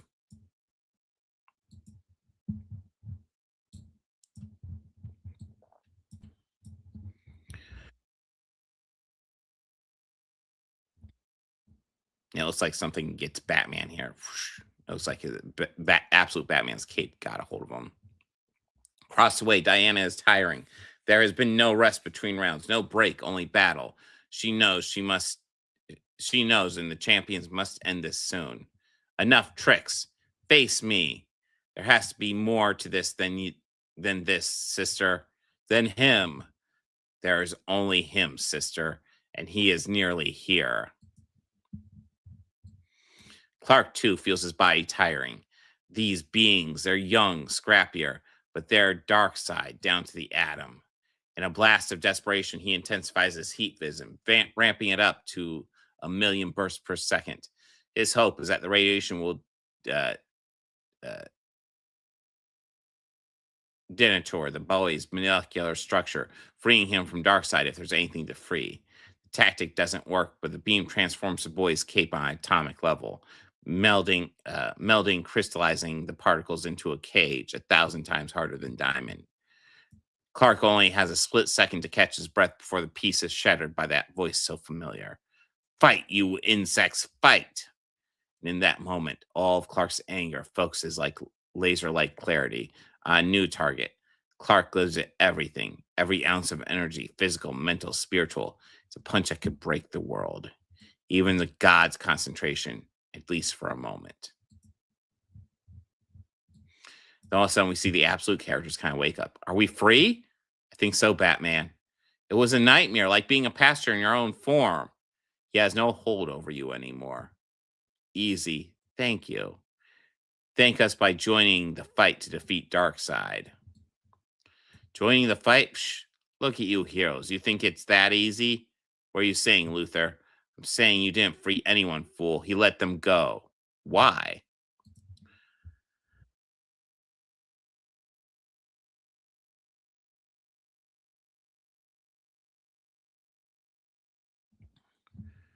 Why? He doesn't need them anymore. And so, yeah. So now it's 7 against Darkseid because he's here. Greetings, champions. They look at each other, heroes from twin Earths, and they know. They know they're at the end now. The final round is all that's left. For a split second, Clark's mind goes back to that night, that game. The moment when they were each a few squares from from the end of the board, one move away from winning. Finish line's all that was left to do. And then all that was left to do was roll the dice. And so they do. They take their turn together. And just like that night, the turn ends before any winning happenings. Red fills the room. Red fills the sky. Red fills everything until they're gone. Diana, Bruce, the heroes from another world. Clark roars, fighting through the blast, burning but alive, willing his cells to hold. So he just did an Omega Beam, and he just tore through Wonder Woman and Batman quickly, and then the other heroes, the absolute characters. Maybe it's the Omega Man energy he has accumulated. Maybe it's Knuckles that charged him back in round one, the extra bit of solar energy he absorbed. Or maybe it's something else, something more, but Clark has just enough to push through. Is that all you've got? Is that it? Impressive, Kryptonian. Now go on. I'm waiting. It's then that Clark notices Luthor behind him. He must have shielded Lex from Darkseid's beam. Come on, Luthor. Let's do this together. You heard him. He's waiting. Then while they're playing the game, they look outside. My God. He is waiting, Superman. For a winner. No, Luthor. And then he does it. You remember he had that one powerful blast left and he just nukes it on Superman. And that's it, this moment that Lex uses his suit's one final blast to win. So it is done. We have our King Omega. The tournament is over. Don't go yet. We're not done. There's another part of the story you must know. From before the contest began, before the champions fought to claim the King Omega, at a time of legion and darkness, a future world. Are you sure you want to speak to him again? You remember what happened to that bouncing boy. That rubber fool thought he could handle the words of the final god and paid the price in blood. Only I can hear them and live to carry his message. Can you sense the false bravado in Saturn Girl's voice? Of course, the shake in her steps gives her away. She has seen the worst the universe has to offer. Whole worlds crushed under his grip. Lives extinguished in a blink of his eye. Souls erased with a low sigh. Madness in his mercy. You called for me, King Omega? And yet, against every ounce of her being, she feels compelled to stand before the King Omega, the final god, Darkseid. You are correct. Do not be afraid. You served me well, Saturn Girl. I can sense my enemy's efforts to stop me from completing my work. So it is time you understand what is to come. Before I created this place, I was just a god, one of many within the fourth world. But I knew I need to be more, that all destinies lead me in this direction. I killed, I stole, I destroyed what I hated and what I loved. Those Omega acts were not sacrifices. They were nothing in the grand scheme, in the order that I demanded. Killing all of the celestial beings gave me the Omega energy to create a world in my own image, a reflection of Earth Zero with my presence in every cell. But this past moment you witness here eludes me. That point in their history, the present in their eyes, is unwritten. My creations there resist. They retain free will from their destiny. Do you wish for us to go back to that moment and kill them? No, go to their near future where they are weaker and retrieve them. Do not engage with their present. The walls between our worlds, timelines are strong. I will. This world is so much more than a time or a place. Indeed, it is more than just a world. It is a weapon. One that I will use when the time is right. But first, I will use it to create fear within those who dare defy me. I present your horsemen, the heralds of your return, shadows of your creation, perfect for your Omega sanction to control. You have done well, Saturn Girl. Now I can feel the heroes plot to challenge me. They believe they can build Omega energy as I did, control the heart of Apocalypse, crown themselves King Omega. I will go with your legion and stop them. Let them continue. Their efforts are in vain. As they struggle, they will merely fuel the fire pits of Earth and light my way back. You will instead find me a vessel to possess. Of course, as you wish. You are my most loyal servant. You must be rewarded. Look into my mind, gaze into its depths. I would never dare. I doubt I'd be even able to process what I witnessed. Do it. Of course. Saturn Girl could not find the words to describe what she saw. It was more than the past, present, or future. It was beyond darkness. In that moment, she understood something, a single phrase that haunted all who heard it. Dark side is. Imagine not hearing those words, but feeling them within your every cell, your being knowing its truth. Saturn Girl saw that dark side would always win in the end. There would be nothing. All of life, past, present, and future, are meaningless. There is only dark side. For a moment, she saw a glimpse of something else, a light that shined, a creation of a different kind. The next issue, the King Omega. And then we have the final lineup where it's going to be Lex Luthor versus Darkseid. This got dark.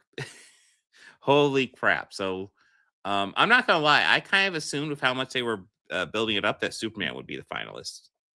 I didn't realize it was kind of building up for Lex to stab him in the back. Overall, I really enjoyed this. This is a 5-star book. Not quite Book the Stream. I enjoyed Nightfight a little bit more, but this was excellent as well. Excellent penultimate chapter to overall, even though it's a cheesy, gimmicky crossover, it's entertaining as well. They did a good job carrying the gimmick. Although I will admit, I feel like they teased more fights than there actually were. Like this middle round was the only ones where they actually had face-offs. Everywhere else, it's just like they're in these arenas and having to fight each other. Well, actually, yeah, these rounds actually had face-offs as well. That was all in issue 3. But yeah, overall, I'm really enjoying DCKO. Excited to see where it wraps up. Make sure to vote on the comic book poll, and also make sure to like and subscribe to this stream. And now we're going to get to the stuff that probably a lot of you guys are looking forward to me talking about. We're going to go ahead and look into Comics Explained a bit. And then we'll look into Critical Drinker and see how he's destroyed Starfleet Academy. Because he definitely has, I'm sure.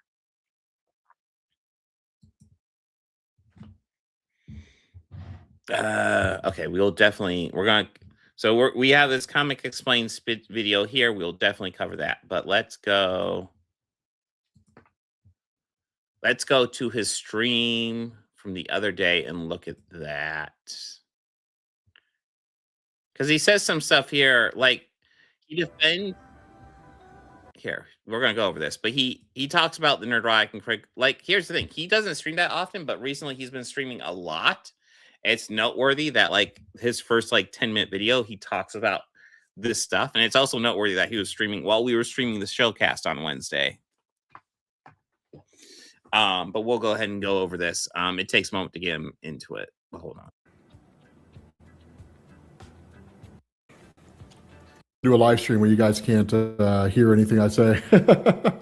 Which, by the way, let me fix this. How much time does it take to make my videos? Not very long. I have a whole staff. I also want to say, I am disappointed to hear that Comics Explained does follow Critical Drinker and Nerdrotic. That's problematic. That being said, he does have a great voice. And even though I found his comic book coverage kind of shallow, I still appreciate he was out there doing it, and not doing it in a chuddy way is always helpful. Not doing Comicsgate stuff. But yeah, we'll go into his thoughts on Nerdrotic and Critical Drinker here, which are the GOAT himself. I have not talked to Loyal Patriot in years. I haven't talked to him. Jesus. It's got to have been 7 or 8 years by now. I'm the reason you got into comics. I appreciate that. Yeah, and he does bring people into comics, and that's good. Yeah, rank sounds really toxic. Oh, yeah. Okay, that whole beef thing. And here we go. Yeah. I don't know that I would call it beef. Yeah, I've kind of been keeping track of a lot of the videos that have been going on out there. All I do is follow Nerdrotic and Critical Drinker on Twitter. I don't know where people got the idea that I watch their videos and I'm subscribed to their channels. Not at all. So real quick, nobody's saying that, but when you follow somebody, especially as big as you are, when you're following them and you don't provide any pushback, I'm not saying you have to do a response video or anything, but you have to, like, you know, at least make it clear you don't like support them. But when you don't, like, absolutely, like, you know, say the things that they say are invalid and then you follow them, it implies that you support them. That's what that implies, man. And in fact, I don't promote them publicly. Like, I don't retweet the things they say. I don't. Well, you kind of do by following them. You kind of do. Without giving them any pushback and just following them, it is kind of a tepid endorsement. Tell people to go check out their content. Honestly, the only way people even knew that I follow them is because they went through my follower account. Which, when you're a creator as big as he is, they will do that. I mean, hell, even at my size, I've had people go through my followers. When you're as big as he is, I guarantee you people go through his followers and go, oh, wow, he likes these guys. Maybe I should check them out too. And then they end up on the alt-right pipeline. So I've never really publicly endorsed them, but it's weird, you know.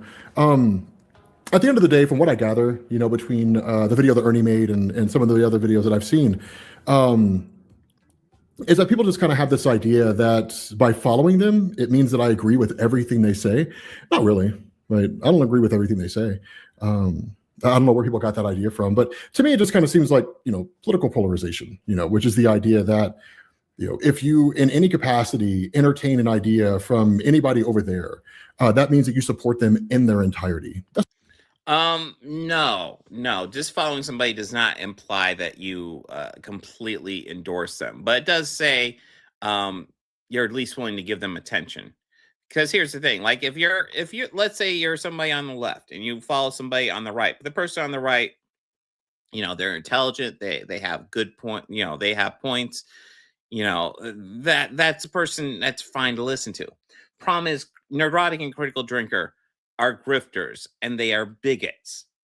And there's not really any argument against that. They just are. Which means they are not going to provide anything of use to you ever, other than lies and propaganda. That's not true. I don't know why they got them. You know, that's actually a good question, right? Like, why follow them at all? Yeah, it's a good question. No, okay. So something to know is that guys like Critical Drinker and Nerdrotic are very much on the right. And the reality here is that most all the channels like that, they just kind of default to those guys for their opinions. So why not go to the source? And while they're not right 100% of the time, in fact, they're wrong most of the time, like there could certainly be instances where they frame something in such a way that gives me a reason to think differently. So, okay, so let's use an example. Let's say that Nerdrotic tweets out, because again, I don't watch their videos and I'm not subscribed to the channels, but let's say that he tweets out, Sam Wilson doesn't need to be Captain America. So this is almost like a whitewashing of what he would say. So he well, here, we'll go over the whole thing. Right. Which sounds exactly like something he would say on Twitter. Not quite. We'll go over it though. And let's say that the two arguments he produces for this are that Sam Wilson is not hyper-patriotic enough, and he doesn't have the battle strategy of Steve Rogers. Okay, as someone who has paid attention to Nerdrotic and his arguments, he does not say stuff like that. He does not say Sam Wilson doesn't need to be Captain America and then list reasons. That would at least be an argument. What Nerdrotic does is he says Steve Rogers is Captain America and Sam Wilson is Falcon. In fact, let me go ahead and dig it up because I believe I can pull up something very specific like this.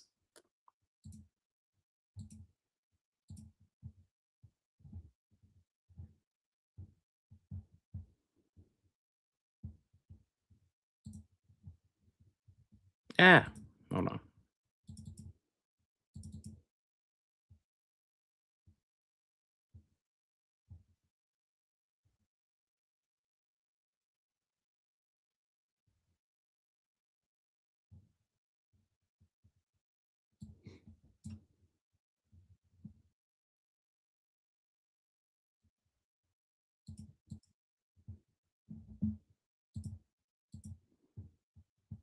Respond to organized chaos accusations that I am a racist. Now, I did a little research into his channel, and in previous videos, I'm paraphrasing here, he said he wouldn't stoop so low as to call somebody an idiot who disagreed with him, but calling him a racist is okay, especially when it's based on this tweet. Again, he strawmans me, which is a move of a classy guy for sure. Steve Rogers is Captain America, and Miles Morales is Miles Morales. This is a factual statement. Steve Rogers is indeed Captain America, and Miles Morales is Miles Morales.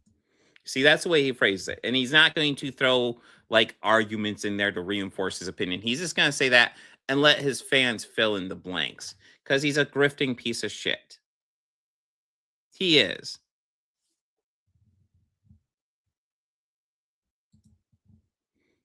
So the issue is largely with this argument he just invented, and we'll go over it more, is he's whitewashing them quite a bit. Right.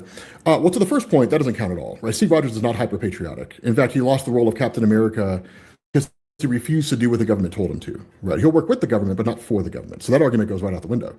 But to the second point, that he doesn't have the battle strategy of Sam Wilson, then okay, is there merit to that? At which point I'd find myself asking the question, what does it mean to be Captain America, right? Like, oh, I'm actually... Again, he's whitewashing. He's not going to provide you arguments.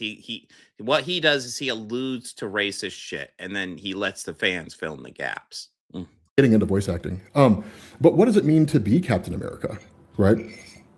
Well, Captain America stands... What I find interesting is how he's kind of standing on, oh yeah, I'm just follow them to see the other side. Dude, they offer nothing. You want this to end, just unfollow them. And just say, hey, listen, Critical Drinker and Nerdrotic, I just followed them to see the other side. But I saw, people were getting upset. I don't really know the full extent of their arguments, but you know what? They fuck, they're toxic as hell. Just don't follow them. Against injustice. He stands for justice. He stands for the downtrodden. He leads his teammates into battle, even laying down his life on the line if he needs to. So, yeah, Sam Wilson has all of that. But the statement that Sam Wilson is not an effective Captain America because he doesn't have Steve Rogers' battle strategy actually raises an interesting question. Is Sam Wilson as capable of a Captain America as Steve Rogers? That's what I'm talking about. Right? Yeah, he's giving Nerdrotic a whole bunch of credit as if he would pose something to allow you to think like that. Nerdrotic doesn't do that. But again, that's why. Yeah, he's kind of doing, like, I guess it would be a straw man, but it's like straw manning Nerdrotic in the positive light. Yeah, and again, he's assuming Gary's going to argue in good faith and give him like arguments to talk about. That is not how Gary operates. Follow them on Twitter. I don't really watch any of their videos or anything like that, and I don't tell people to, But somehow or another, people got into their heads that by following them on Twitter, despite never telling anybody that I do, that by following them on Twitter, that I'm somehow giving them promotion. And to a degree, you are. And giving them, exposure. And that I agree with everything they say. Understand something. Okay, now you're strawmanning the other argument. They aren't saying you agree with everything they say, but you are giving them exposure by following them, and you're giving them validity by following them. Guys, just because you follow a person on social media does not mean you endorse everything they say. It doesn't mean... Nobody is saying that, but it is a tepid... It's a tepid, like you're saying you listen to these guys. That's what you're saying. Unless you're calling them out actively. you agree with everything they say.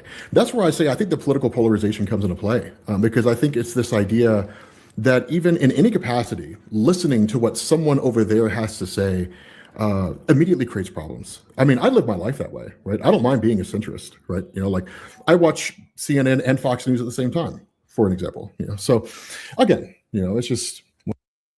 I think it's interesting. What your argument is that Fox News is right wing and that CNN is left wing. CNN is like corporate news 101. It is not left wing. That's not like both sides or anything. It's like saying I watch corporate news and far right propaganda. Like the fuck argument is that? One of those things. But I'm not, you know, I'm not going to apologize for any of that. You know, if that's what people are hoping for, like that's not going to happen. You know, never going to happen. So.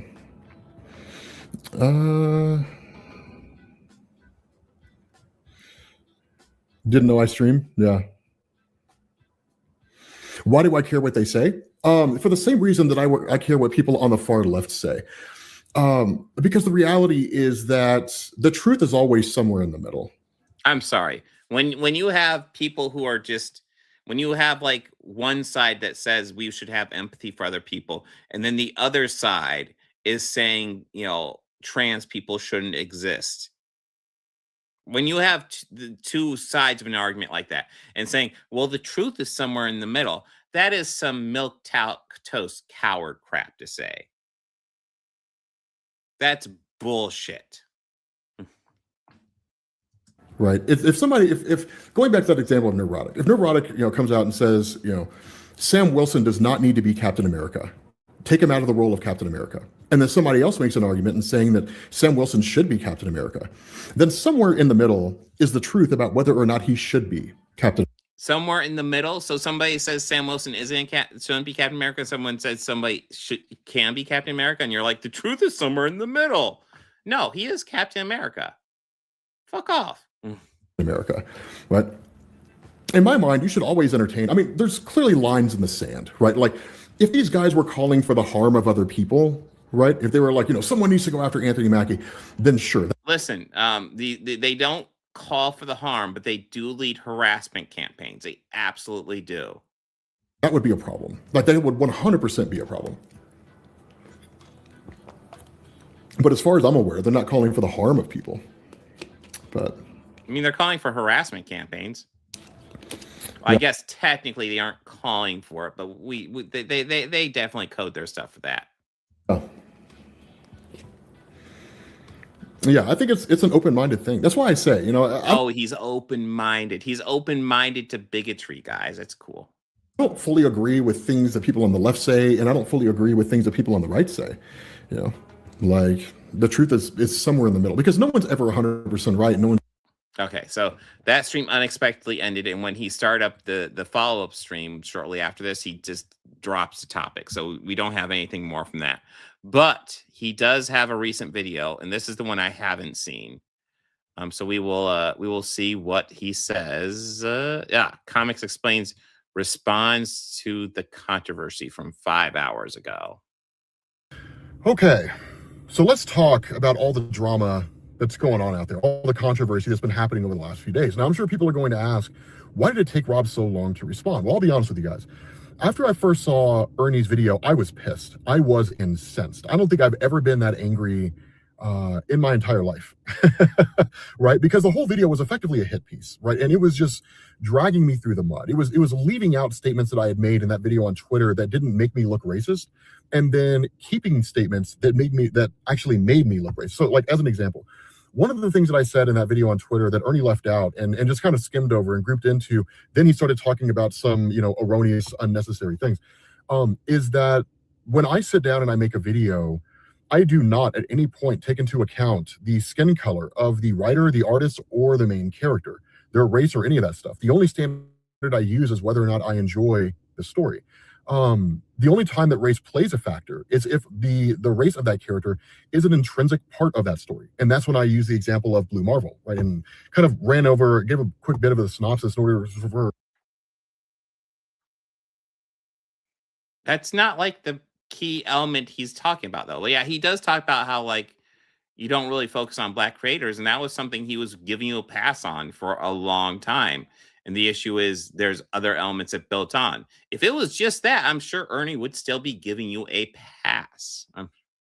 For people to understand how race played a role within that story, right? And how that kind of feeds into whether or not, you know, I focus on race when I'm talking about making a video or deciding to make a video. But yeah, I was mad as hell. Like I was fucking pissed. And there were a lot of erroneous claims that were made in that video. For example, one of the things he said is that my audience is mostly white. I mean, he doesn't know that because I don't know that. And I don't know that because YouTube doesn't tell me that. YouTube gives me a lot of analytics, but as far as I know, there is no analytic that shows what the skin color of a viewer is.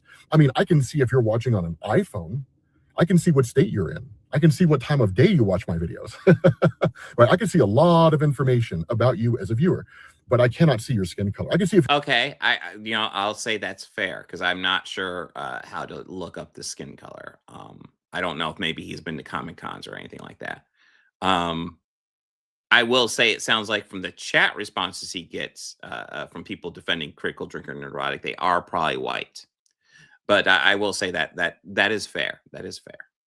You're male or female. For example, my audience is 96% male, but I don't know if you're black, white, you know, Asian, Hispanic, whatever the case happens to be. So that was just kind of an outrage. That being said, that's not the keystone to his argument at all. Just claim the idea that I was giving shit to Angel Reese on Twitter because she was black. I don't know where he got that from. I was giving her shit on Twitter because she's an asshole, and I don't know anybody who would doubt that claim, right? Or at least was coming off as an asshole at that point. There were a lot of claims like that, you know, that were being made. You know that. Well, what he was doing was pointing out that you have a history of doing stuff like that. That was the point of that claim. You know, that I don't like being black. You know, that I intentionally whitewashed my avatar. I mean, these were honestly. It is interesting how your avatar is white as hell, bro. It is very interesting.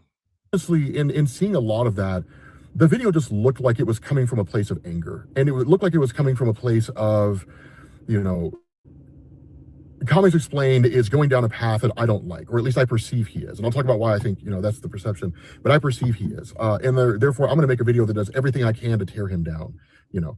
I mean, there's accuracy in the statement that I don't follow Milestone, but like I said, you know, it just didn't resonate with me on a personal level. And I'll stick by that. I'm not going to apologize for not enjoying a comic book line, which is the point that I made in that video on Twitter. There's a lot of comic book lines that I don't find enjoyment with. I'm not a huge fan of G.I. Joe. Hail Megatron is like the only story arc I've ever enjoyed from Transformers, right? But again, those things got left out because it was much easier for me to simply just take out that segment of me saying I'm not really a huge fan of Milestone, and then to say Rob doesn't identify as black, you know, that kind of thing, right? So that's why the whole. I don't know if he conclusively said you don't identify as black. He just pointed out there's evidence that you really don't seem to embrace being black at all. He just pointed that out. He didn't say you don't identify as that. He just pointed out there's lots of stuff and it's suspicious. It's one of those things where he's pointing out circumstantial evidence, and lots of people be like, oh, circumstantial evidence doesn't mean anything. Actually, in a court of law, if there's enough circumstantial evidence, that can be damning. There has to be a lot of it, and that's what he was presenting. He was presenting a whole bunch of circumstantial evidence. Everything on its own doesn't really mean a whole lot, but probably the most damning thing is the Nerdrotic Critical Drinker follows. But yeah. Whole video felt like a hit piece. Now, whether or not it was Ernie's intention to create a hit piece on me, I don't know. But if it looks like a duck and walks like a duck, whatever. And so following that, right, I had to calm down. I had to calm down because, don't get me wrong, I had every urge to clap back and to call this man every name, everything in the book but a child of God. Like, I had every urge to do that. And in fact, I actually fired up a live stream yesterday, and you know, once the live stream was done, YouTube uploads live streams. It kept giving me upload errors. I don't fucking know, right? I feel like these days the website only ever works half the time, and when it does work, it doesn't work right. So he did do a live stream responding to Blurred's video, and he's saying right now that, like, oh, YouTube has an error, and that's why it's not visible right now, which I don't believe. I don't believe him at all. fucking AI. So, having said that, you know, once I saw that it was all starting to pick up steam and everybody was starting to make videos, right? People on TikTok were making videos, people on YouTube were making videos. TikTok was pulling no punches, right? It was nuts on TikTok. When people on TikTok, you know, were people were making their videos, I just sat back and started watching it. You know, and some of the people who were making videos, I mean, they were just trend jacking, right? You know, people talking shit about Comics Explained. You know, I'll get my licks in too, you know, get their views where they could. And some people were genuinely upset. But from what I gather, the only thing that I think most people really wanted to know was that when it came out that I followed Critical Drinker and Nerdrotic on Twitter, that in that statement in the video that I made, where I said I listen to people like them because I'm not 100% right and they're not 100% wrong, that statement came off as very ambiguous. And people wanted to know, what do I agree with them on, right?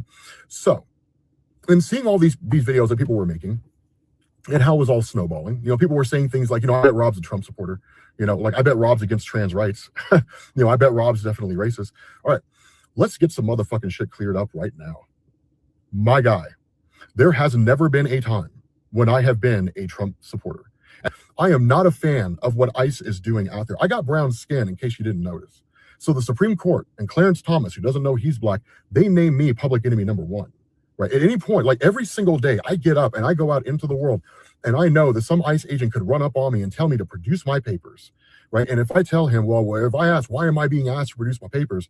You're gonna snatch me out of the car, put me in cuffs and drive me. I live with that anxiety every day, right? So yeah, no, I am not a fan of what they are doing, right? I don't understand, like, I don't know why anybody would believe that I would be against trans rights. What's the problem? Like, I don't understand that. I mean, you follow transphobes. So, yeah, it's not an unlikely conclusion. And let's face it, while Gary and Critical Drinker may not openly support Trump, they're obviously, you know, pushing, they're obviously MAGA channels in geekdom. That's why people are saying this, dude. It's not that far-fetched. Like, why would you? I mean, I was shocked when I started diving into the toxic fandom and this anti-woke stuff back in the day, and then realizing, holy fuck. So, like, this toxic fandom and you know, Nerdrotic, Critical Drinker, and all this toxic fandom, Comicsgate, all that stuff, and then realizing, holy shit, it's also fucking MAGA. Because I didn't connect them before either. But when I started researching, I realized it's a fucking circle. Like, the Venn diagram's a fucking circle between MAGA and these groups. It's the same fucking thing. You look at a person who's felt out of place, off kilter, doesn't know who they are, and then when they finally figure it out, it comes through transitioning. Why would you give them shit about that? Well, then don't follow transphobes, bro. Right? So no, I don't have a problem with any of those things. My life philosophy is simple. Live your life in a way that does not bring harm to other people, and don't be an asshole unless other people are an asshole to you. And that's very similar to my life philosophy. Very similar. So don't follow transphobes. No. That's it. Right? But to the point of what I agree with Nerdrotic and Critical Drinker on, right? Okay, like they're grifting pieces of shit. What could you possibly agree with them on? I agree with them with the idea that there is merit to the argument. People become attached to superheroes. They don't want to see them change. They don't want to see anybody else take their place. Where we part company is when they say it's a problem when superheroes are switched out for other superheroes, but they only talk about that in relation to Sam Wilson replacing Steve Rogers. And they say nothing about Wally West replacing Barry post-Crisis. And they say nothing about Barry replacing Wally in the New 52. I mean, I think it's interesting. Yes, Sam Wilson is probably more prominent now, but like Miles Morales is the big one they go after. If you legitimately believe that your favorite superhero is being replaced, or superheroes in general being replaced, is a problem, and you really believe in the argument or the idea that there are people who become attached to those heroes and don't want to see them change, that applies across the board, regardless of the superhero skin color. Yes. It's almost like they're fucking racist, bro. Why are you following them? It's like you're so close to talking about how racist they are, but like you still follow them. Right. That's where we part company. Right. I agree with them on the idea that that scene between She-Hulk and Bruce Banner, right, when She-Hulk is screaming about how, you know, she's always angry and that kind of thing, that was incredibly poorly handled. I disagree with them that it was her getting catcalled sometimes, right? I disagree with that. Honestly, I don't think that scene went far enough.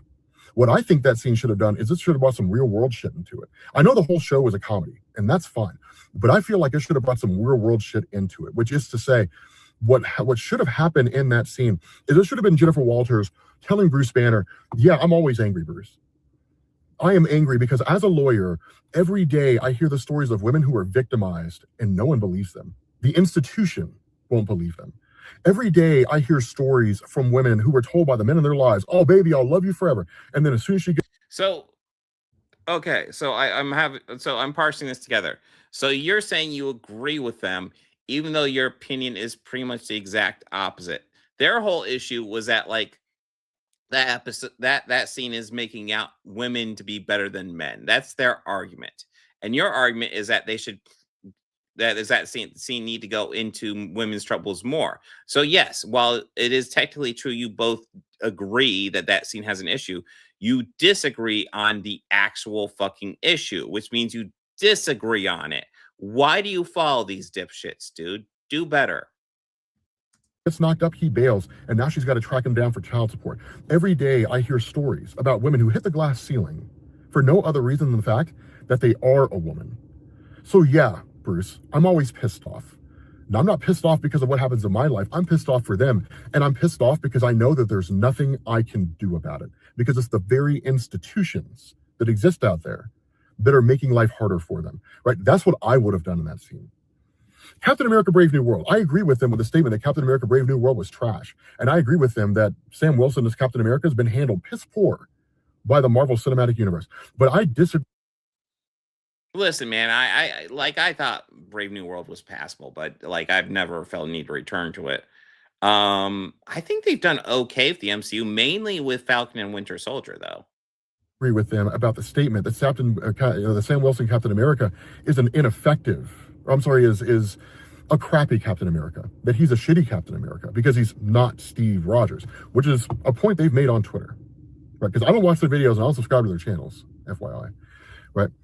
But I think looking at Captain America Brave New World, that movie was trash because to me, that movie didn't go far enough, right? When I look at that movie, and I've gone on record, again, like you're agreeing that it's bad, but you're disagreeing on how it's bad. Why do you follow these guys, bro? Why? Saying this, right? I'm pretty sure I have a video where I talk about this. In Captain America Brave New World, what I would have done is I would have continued the story of Isaiah Bradley, and then I would have just brought in, I would have made it basically a combination. I mean, in many ways, he's by saying, oh, I kind of agree with these guys. His argument is I'm agreeing with the exact opposite thing that I would want to happen. Your argument is the exact opposite of what they're arguing, bro. But you're saying I'll go ahead and agree with them because we both dislike thing. It's such a stupid way to look at the world. I'm sorry. Of Weapons Plus and Captain America Red, White, and Black, right? Where it goes into the story of Isaiah Bradley and it shows, right? Isaiah Bradley's platoon being experimented on by the U.S. government. So basically the Tuskegee experiments with super soldiers and the super soldier serum, right? Which we got some of that in Falcon and the Winter Soldier, but then the movie starts going deeper, right? And what the movie does is it highlights how minorities were viewed by society back in the 1960s, 1950s, 1960s, 1930s, even, and how they were the subject of various experiments. And Sam Wilson learns about that. Now, the Weapons Plus component comes by way of that was the government trying to make super soldiers. So maybe you just introduce some new characters along the way. But that's what I would have done. And in fact, I've been advocating for that for a long time, right? Like, when it comes to the worldviews of Critical Drinker and Nerdrotic, no, we do not walk side by side. And do not trick yourself into thinking that's true. But when it comes to their takes on comic book movies, I agree with some of them. For example, I disagree with the idea that women don't watch comic book movies. That's nonsense, right? That women in general. No. The Wrap had an article that came out in like 2023 or something like that when the Marvels released. 41% of viewership was women. Now, I don't know about you, but 41 is a pretty big number. If I change your DNA by 41%, you'd be a tree. So 41% makes a big difference, right? Percentages matter, right? And so it's not as though women don't enjoy superhero movies. The Marvels failed because that movie was fucking trash and the plot was terrible, right? So no, I don't follow the worldviews of guys like that. But to the point of why it is that I do follow them, which is another big point of contention. People ask, why do you follow people like that, right? I follow people like that for the same reason, right, that I explicitly stated. I'm not 100% right. They're not 100% wrong. But people like that. Oh God, this mealy mouth. I'm going to this is so fucking. This is coward speak. I don't know how else to describe it. Fuck. Be in check, right? To me, it's no different than following CNN and Fox News. You made that connection before. That's a stupid connection. You follow corporate news and fucking right-wing propaganda. You're looking for the middle ground between corporate news and right-wing propaganda? Well, that's not good middle ground at all. Right. Two competing news sources, right? I follow people like that because they espouse a lot of extreme right-wing stuff. They certainly have some anti-trans views.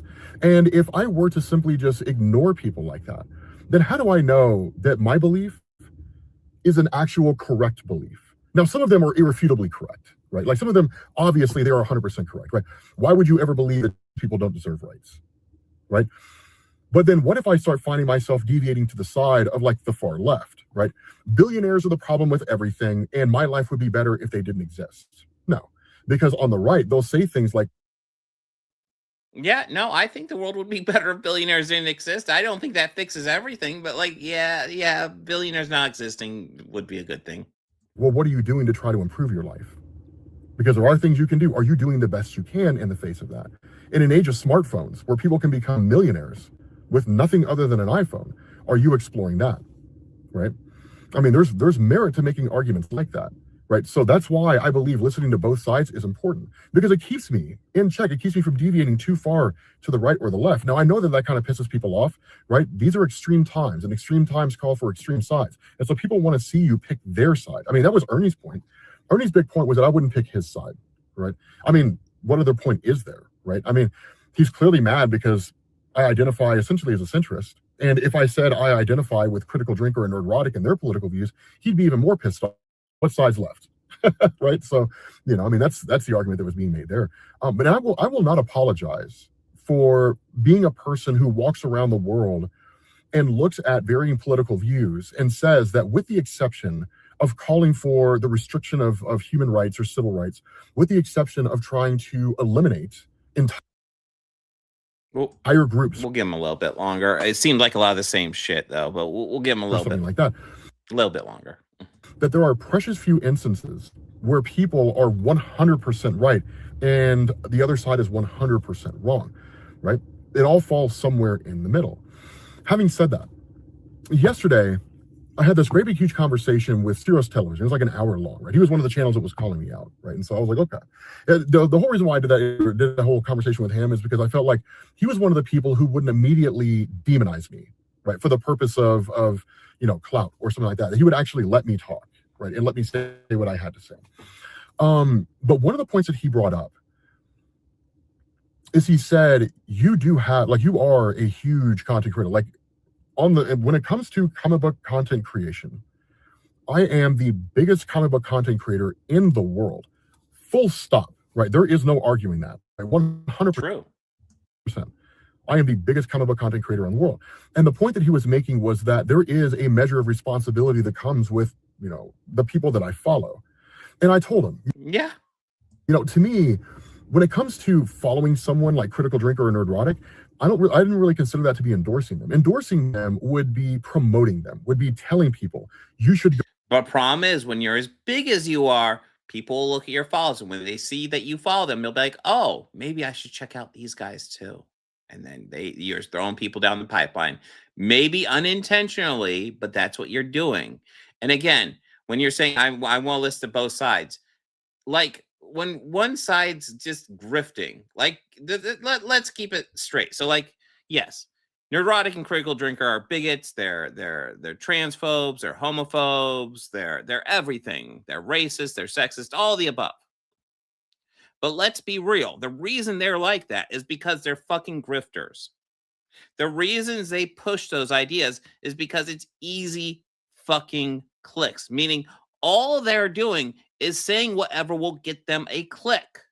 And when you know that all they're saying is to get a click, then that means what they're saying has no fucking value. So don't listen to them, ever. go follow them. It would be telling people you should go watch their videos. It would be telling people you should, you should support them financially, right? Whatever financial, options they have that are out there. Basically driving attention and marketing and advertising for them, but simply following them and observing them. I didn't really consider that, to be publicly endorsing them.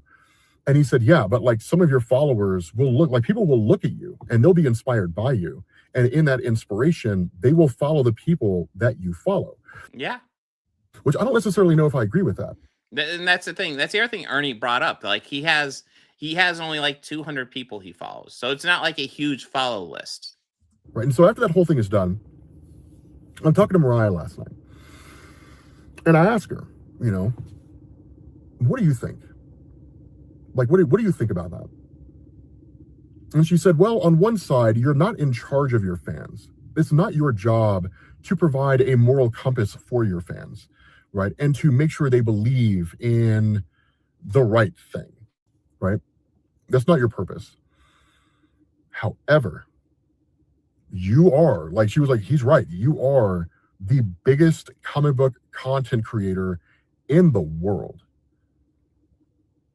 And then she's like, with great power must also come great responsibility, right? So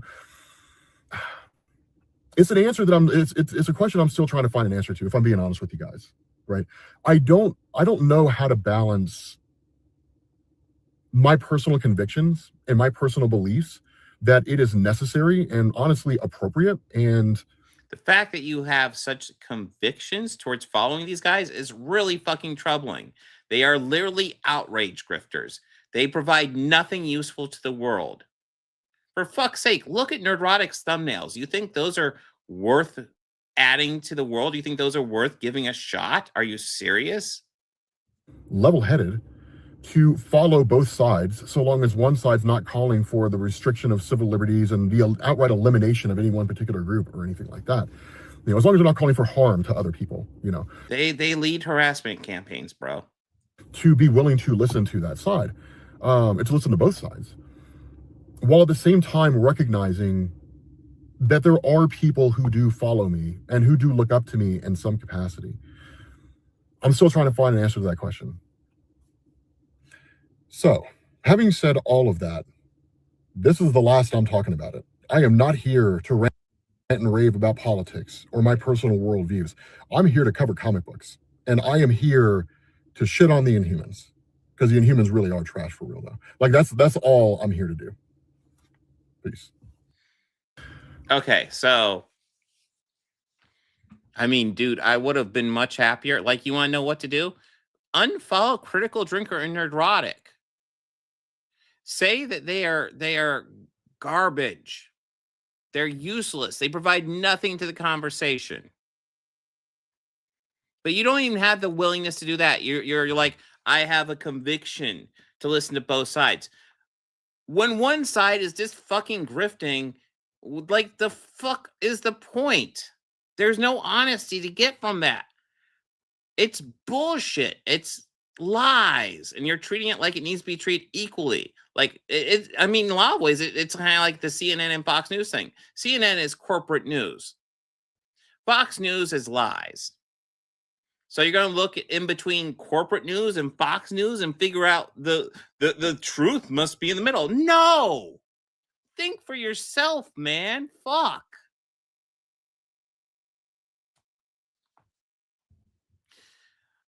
I think that's about my rant on Comics Explained. Maybe if he ever decides to actually release that live stream he did covering Ernie's video, maybe we'll look over that. That being said, I don't think Rob's a bigot or anything. I just think he's dedicated to being this centrist but he thinks being a centrist means giving equal opportunity to fucking bigots and grifters, which is insane.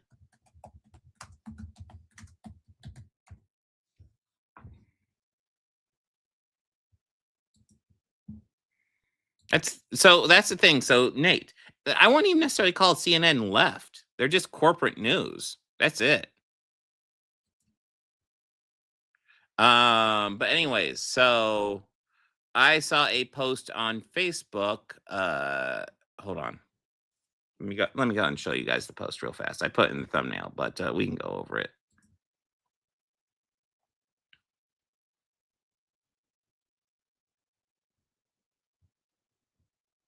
Or can we? Hold on, let me dig it up. I forgot to download it.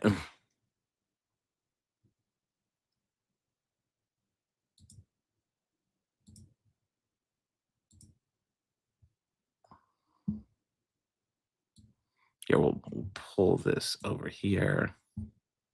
I thought this post was absolutely wild. 20 minutes is a lot of attention span to ask from you people.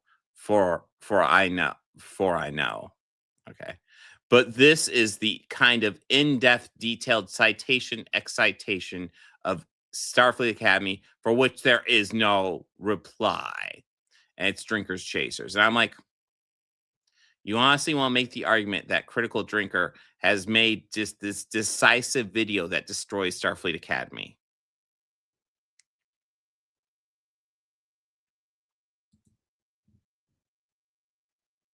Do I think Clone Wars No, I don't think anybody's a chud for following a chud. I never made that argument. I never called Rob a chud. I think he's really misinformed. I mean,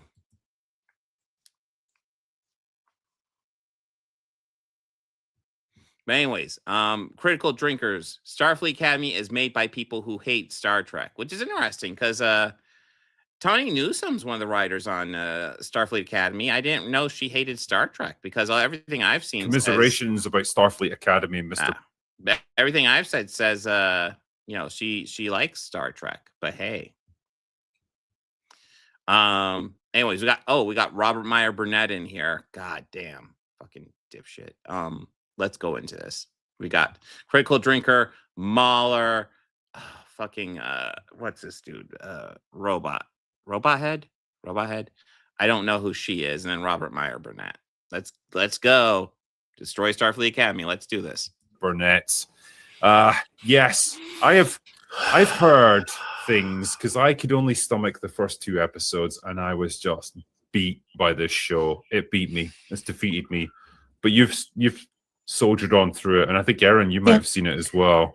Yeah, I watched through episode 4, but you know what?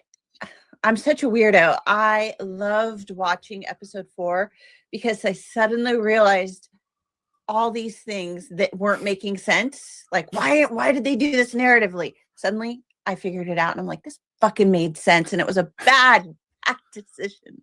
Super bad decision. Can you share it with us so I understand? Yeah, tell. It makes sense. Why does it make sense? Yeah, because I've watched it. No, I've got a clue what's going on and how this thing came into life. Well, the thing is, it's not a confusing show. Star Trek's never been a dense intellectual show. You don't understand it? What? It's like when I watched the first episode, I just kept feeling. I understand, John. Thank you for joining us. Like the narrative timeline wasn't making sense. There was so much of it that I'm like, what do you mean they're on the ship? Why aren't they doing orientation day in San Francisco? And then suddenly they're in a nebula. Then suddenly they're not. Like it. I was just like, this is just really weird. I don't understand the chronology here. And then I saw an episode or a scene with Jet Reno teaching a class before kids were even finished with orientation. And then I'm like, wait a minute, that doesn't really fit, but okay. And then as I watched episode 2 and episode 3, I just started seeing even more of these disorienting moments. And then episode 4, when the captain opens with that little monologue she does about the nebula. And I'm like, oh, mother of God, that's what it is. There was a 5th episode. It wasn't 4 episodes. It was 5. And then what they did was they just sliced and diced the episode with News Braca and started squishing it into the 4 episodes that we saw in order to like spice up that first one. And no, that's not what it is. The episodes are standalone for the most part. suddenly so many bad decisions that didn't make sense made sense. And I'm not saying I like the decisions, but I understood now why narratively I was feeling off and why I felt like the timeline was Is she even watching the show? screwed, why things were not making sense. I understood it. Like seeing 5 puzzles and having one of the puzzles broken into pieces, and then those little pieces. I don't know what she's on about at all. Like she's like, it's this one story's been spread out through these other episodes. Like, no, it hasn't. News Bracca's only was involved. I think he was in the last episode, which I haven't seen. But like he was only in the first episode outside that. He wasn't in episodes 2 through 5. Shoved into 4 different puzzles. And you're like, what the fuck? This isn't what did you just make? It doesn't make any sense.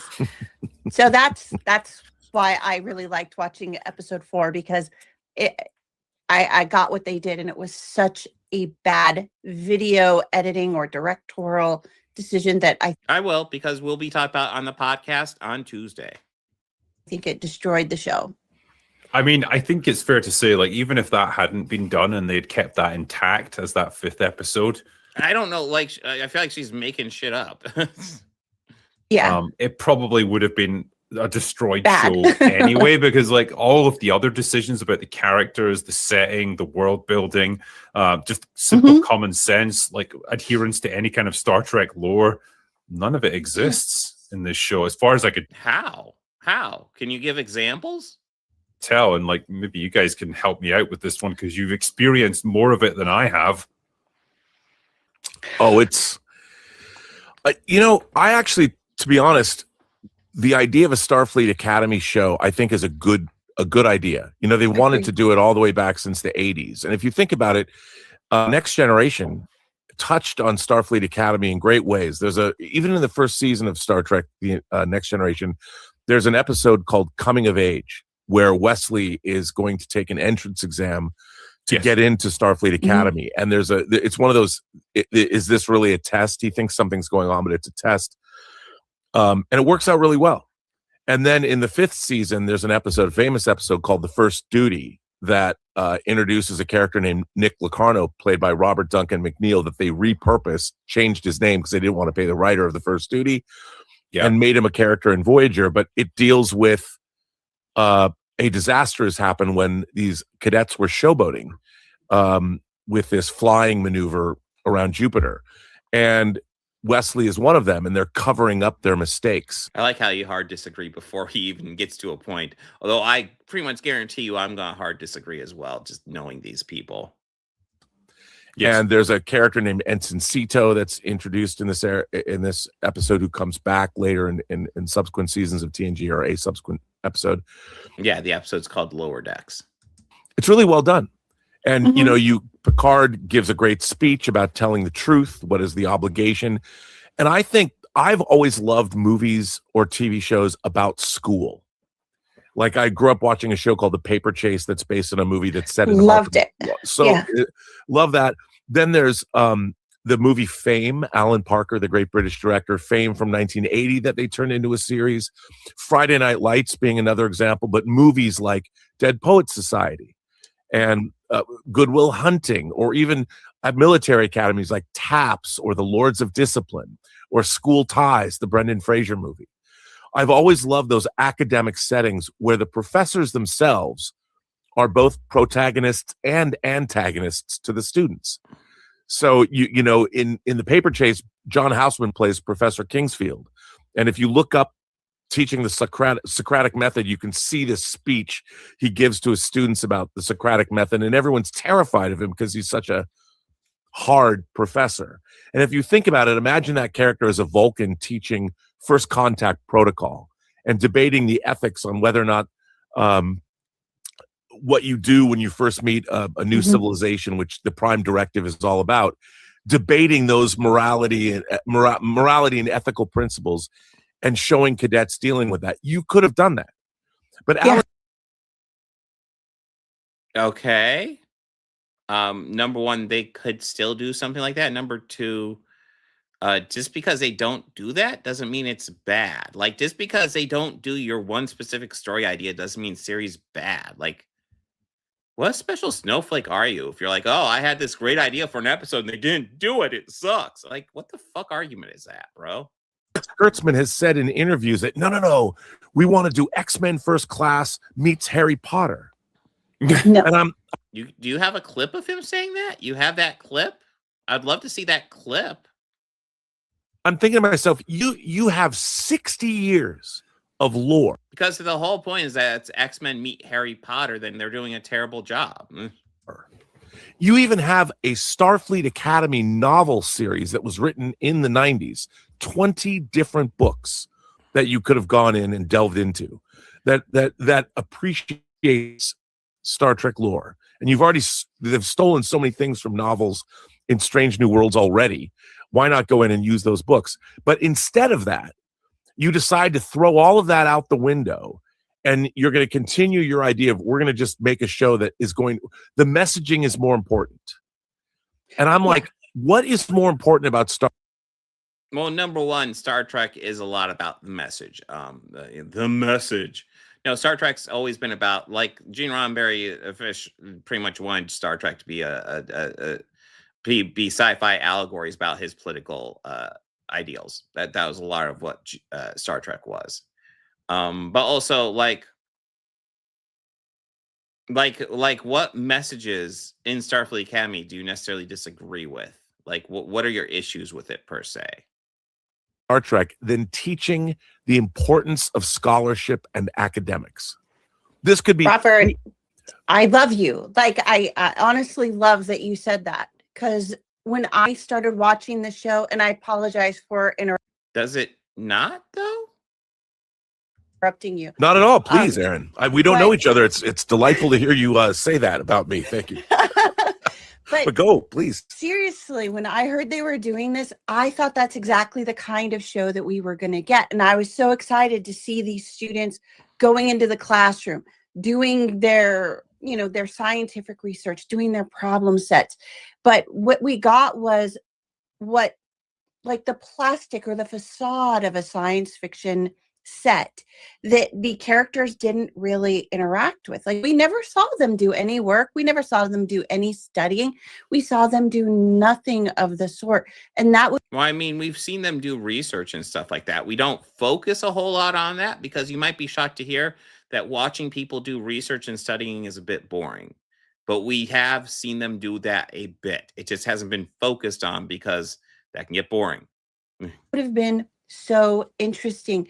And if they're trying to get younger men and younger women as viewers, they don't. People are bored. I swear to God, they are bored with just these melodramas set wherever. This series could have been set wherever, at any time, any place. It would not have felt any different. And so the story about the Klingon student losing touch of his family could have been told from any perspective. I don't know.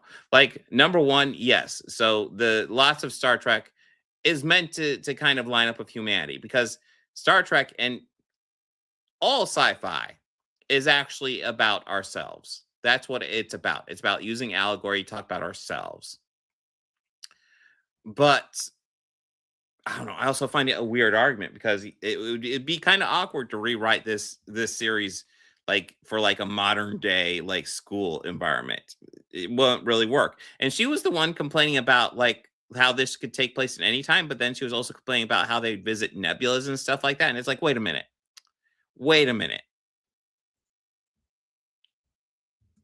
I don't know where the science fiction went, but it's not in this series. It just doesn't. You were just complaining about them visiting nebulas, and then you're saying they don't do science fiction. Like, what? Doesn't exist in this series. I don't think this series, and I think this setting lends itself particularly well to that. And I'll tell you why, because first of all, I think it's so fascinating when Alex Kurtzman described this as what Harry Potter cut with X-Men First Class. I want the clip. Is there a clip of him saying that? Because if so, it's a terrible hybrid. It's not that at all. Right? right? It reminds me of that Simpsons meme where it's like they came up with a TV show and it's like, we had a singular vision, Titanic meets Frasier. And it's just like, let's combine a bunch of things that are popular and just like not have an actual artistic vision of our own. It's just high concept stuff. But also, like, if it's going to be set within one particular location, which is like Starfleet Academy, you can't really do like hard sci-fi stuff because you're not going anywhere. You're not like getting into the. That's why they have the Athena, the ship. So they have the academy that they spend most of their time on, but they also have the ship that they'll do like field trips and little missions on to learn out there. They did both. I know it's tough to hold on to that, but they're doing both. Essence of what Star Trek is, which is experiencing new worlds, new cultures, new ways of. Not all Star Trek is like that. That's TOS and TNG. I guess Voyager too. But yeah, no, Deep Space Nine was very much about like learning about other cultures, but like you're not exploring any new cultures. Being just encountering like all these crazy phenomenon that you get when you're on a star. That is true. I didn't think about the plants in Harry Potter. I guess so, to a degree. Starship, like exploring the galaxy. So what do you have to rely on then? You've got emotions, you've got interpersonal drama, and you've got teen angst. That's what the show like seems to hinge on. And call me crazy, Star Trek fans aren't going to be interested in that aspect. And the kind of people who want like teen drama, angst, relationships, and all that stuff are going to get it for something that's set on Earth in the present day. They're not going to be interested in the sci-fi setting. And so it seems like a show that appeals to no one ultimately. Well, what about the fact? As a Star Trek fan, I'm overall enjoying it a fair bit. So I would definitely say it's appealing to me. Now, of course, they did want to reach a younger audience with this. Are they successful? I don't know the numbers. That you've got this Klingon character, and in their wisdom, they're like, we're going to make a Klingon character who doesn't really want to be a Klingon. Well, that's such an easy, subverting. Yeah, you mean this guy? Yeah. Oh, yes, that guy. And wouldn't it? And the way he's coded. Yeah, he's actually my favorite character. I understand that. So his identity.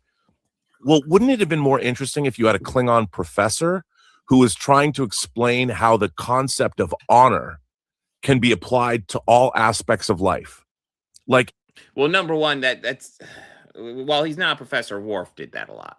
Worf was very big into honor. Worf is probably the most rigid Klingon ever, which, by the way, is not a typical Klingon, because Star Trek's always about the non-typical characters. Spock is not a typical Vulcan. Worf is not a typical Klingon. Jaden Crag here is not a typical Klingon. Odo's not your typical changeling. There's lots of the non-typical characters throughout Star Trek history. It relishes those. If you want to be a biologist, because there are Klingon biologists and Klingon scientists, if you're a Klingon doctor, what is the Klingon Hippocratic Oath? And if the Klingon Hippocratic Oath is defined by honor, what is the Klingon?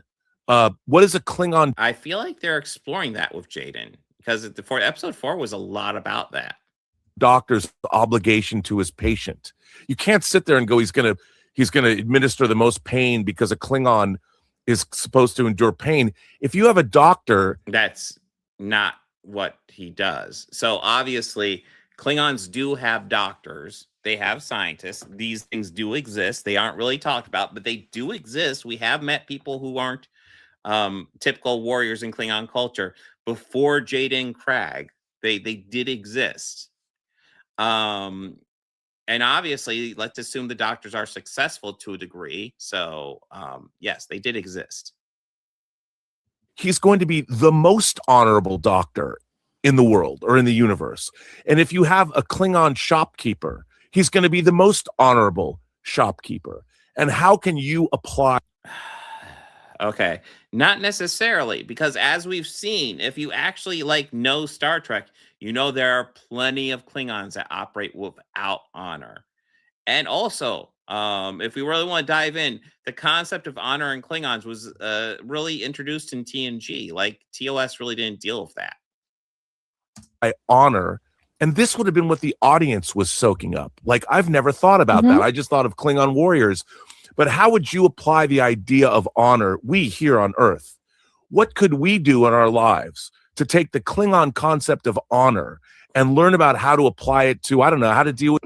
I love it, Jaybird. That's hilarious. Duras was the most honorable trader. Yeah, Duras's were known for their honor. Jesus. With your friend or your spouse or your business partner or whatever, we would actually be learning things about other cultures at Starfleet Academy that we never thought we would learn because no one's ever done this before in Star Trek. Right.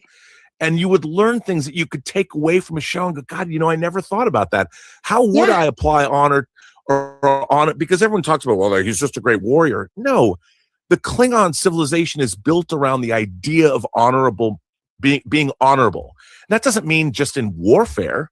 Right. It means in every part of your life. And if there's one thing that we, especially as Americans or people around. It is true that their culture is very much based a lot about honor, but not all of them follow it equally. You have seen Star Trek, right?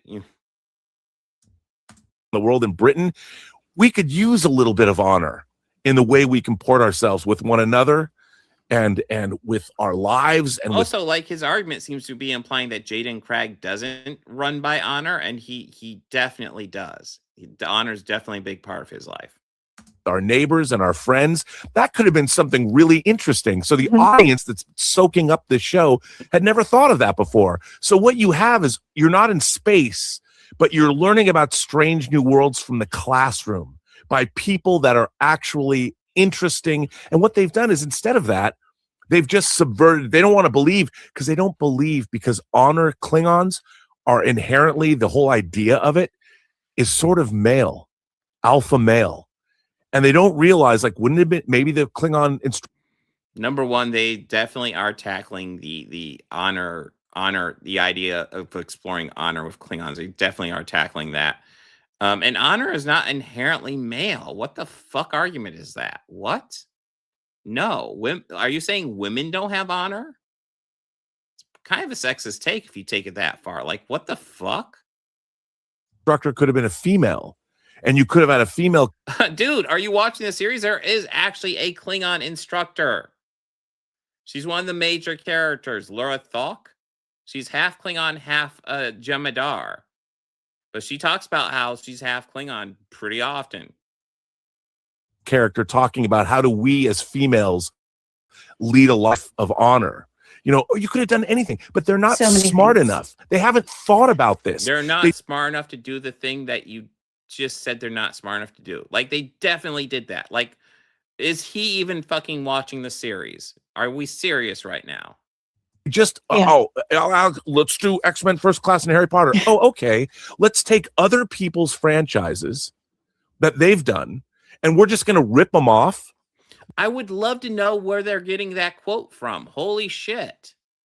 We're not going to take this incredibly rich franchise that... In case you're wondering, I don't believe these guys for anything. We're going to see if we can find that quote right now. They keep on using that quote to argue this. And it's like, the fuck? Where is that quote? I know Eric already caught them lying about something Kurtzman said.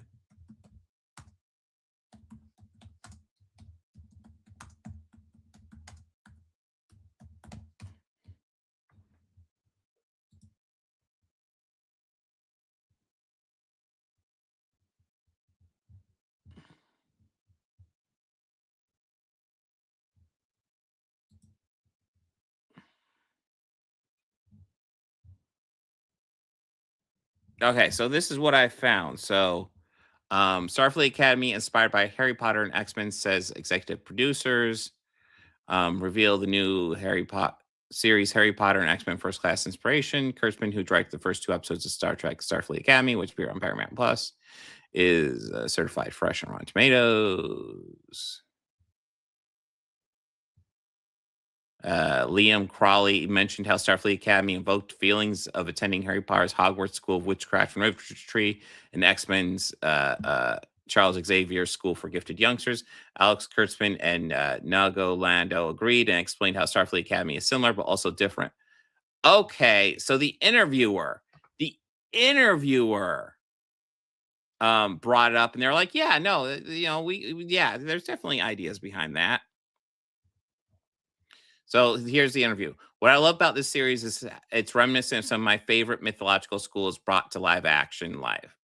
Okay, weird.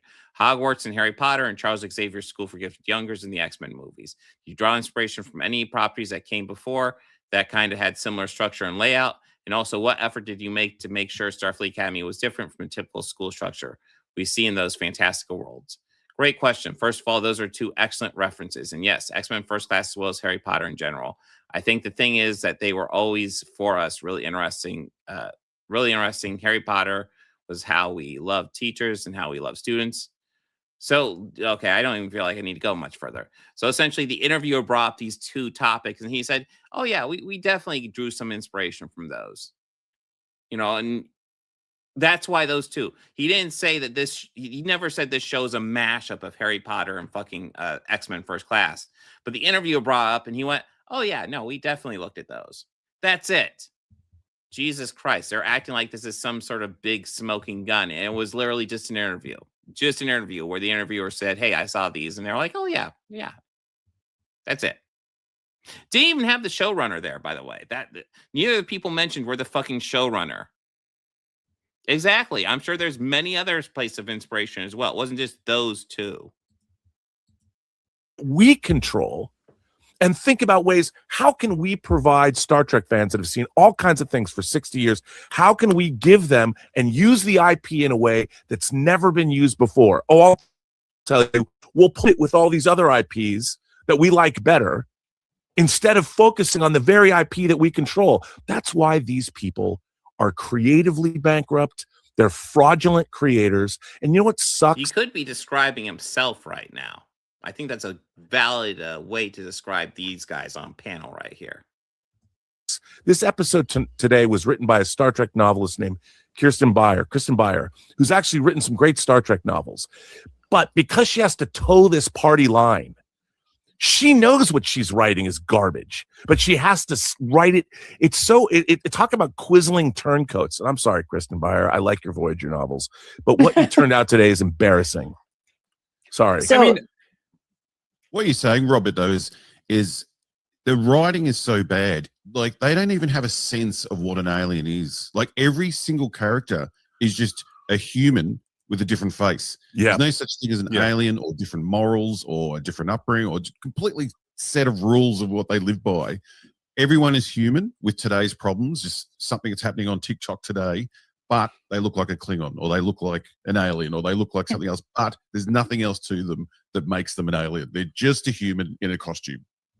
I mean, you're technically true. Again, all sci-fi is about us right now. You need to demonstrate why that is inherently bad, though. Why these aliens representing different aspects of actual humans are bad. Jesus. I think as well, like, it's the use of like current day isms as well, like current day like slang and stuff that I just find so off-putting, because like calling people assholes. Yeah, or just like, I'm a Rigelian bitch. Like, and that's just saying in episode 1. It's like, you don't say Romulan, flipping, giving the double bird. It's yeah, these are kids. These are kids, guys. 1,000 years in the future. Why wouldn't, if we have this gesture, why wouldn't they have their own? Yeah, what would be the Romulan equivalent of that? Yes, and if they did the Romulan equivalent, nobody in the audience would understand it. You understand that, right? It's also made for a modern audience to understand. Jesus. Create something that we've never seen before that gives the audience, we can suddenly start using an inflammatory gesture in public and nobody knows what it means. Why wouldn't you? I would have thought that would have been really interesting. Like when Leonard Nimoy came up with the idea of the Vulcan nerve pinch, because he didn't believe that somebody should just get cracked over the head with a gun, a phaser. So he's like, as he says, you can see Nimoy going, well, this man is an alien. We don't know anything about him. Let's give him something unique to do that we've never seen before. They don't even think that way. They don't connect their characters to their environments, their characters to their cultures. This is what's wrong with the show. And Drinker, you mentioned we are aware that Romulan isn't actually a culture, right? Like it's a fictional alien species. They are aware of this, right? Earlier about there's no science fiction. They're not out exploring the world. But I'll tell you what, like they're missing out on easy wins on that campus. They've got this open, glassy, beautiful, glossy environment. But what they're missing, like anyone who walks around a research institute today, if they want to bring in research institute stuff today, fine, do it. But at least do it in a way that's actually realistic and believable. You can walk around the MIT campus at any point in time, walk through the infinite corridor. The glass walls are there. You can see students experimenting. You can see them working in their labs. You can see lecturers lecturing. You can go into the bowels of the institute to see more experiments happening. Heck, you can walk around the parking lot half the time and see a bunch of beakers sitting out on a table getting sunlight versus rain or whatever it is they're doing. And that's the kind of thing they should be doing at Starfleet Academy. And it would just add in an extra element of like, oh my God, they are doing science. Even if we don't understand what it is they're doing, they could be faking the whole thing. But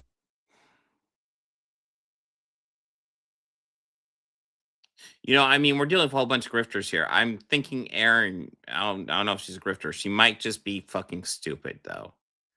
Like, what the fuck was her point there? Like, MIT has these glass walls and shit, and it looks pretty. It's like, okay, so they can't even imagine that.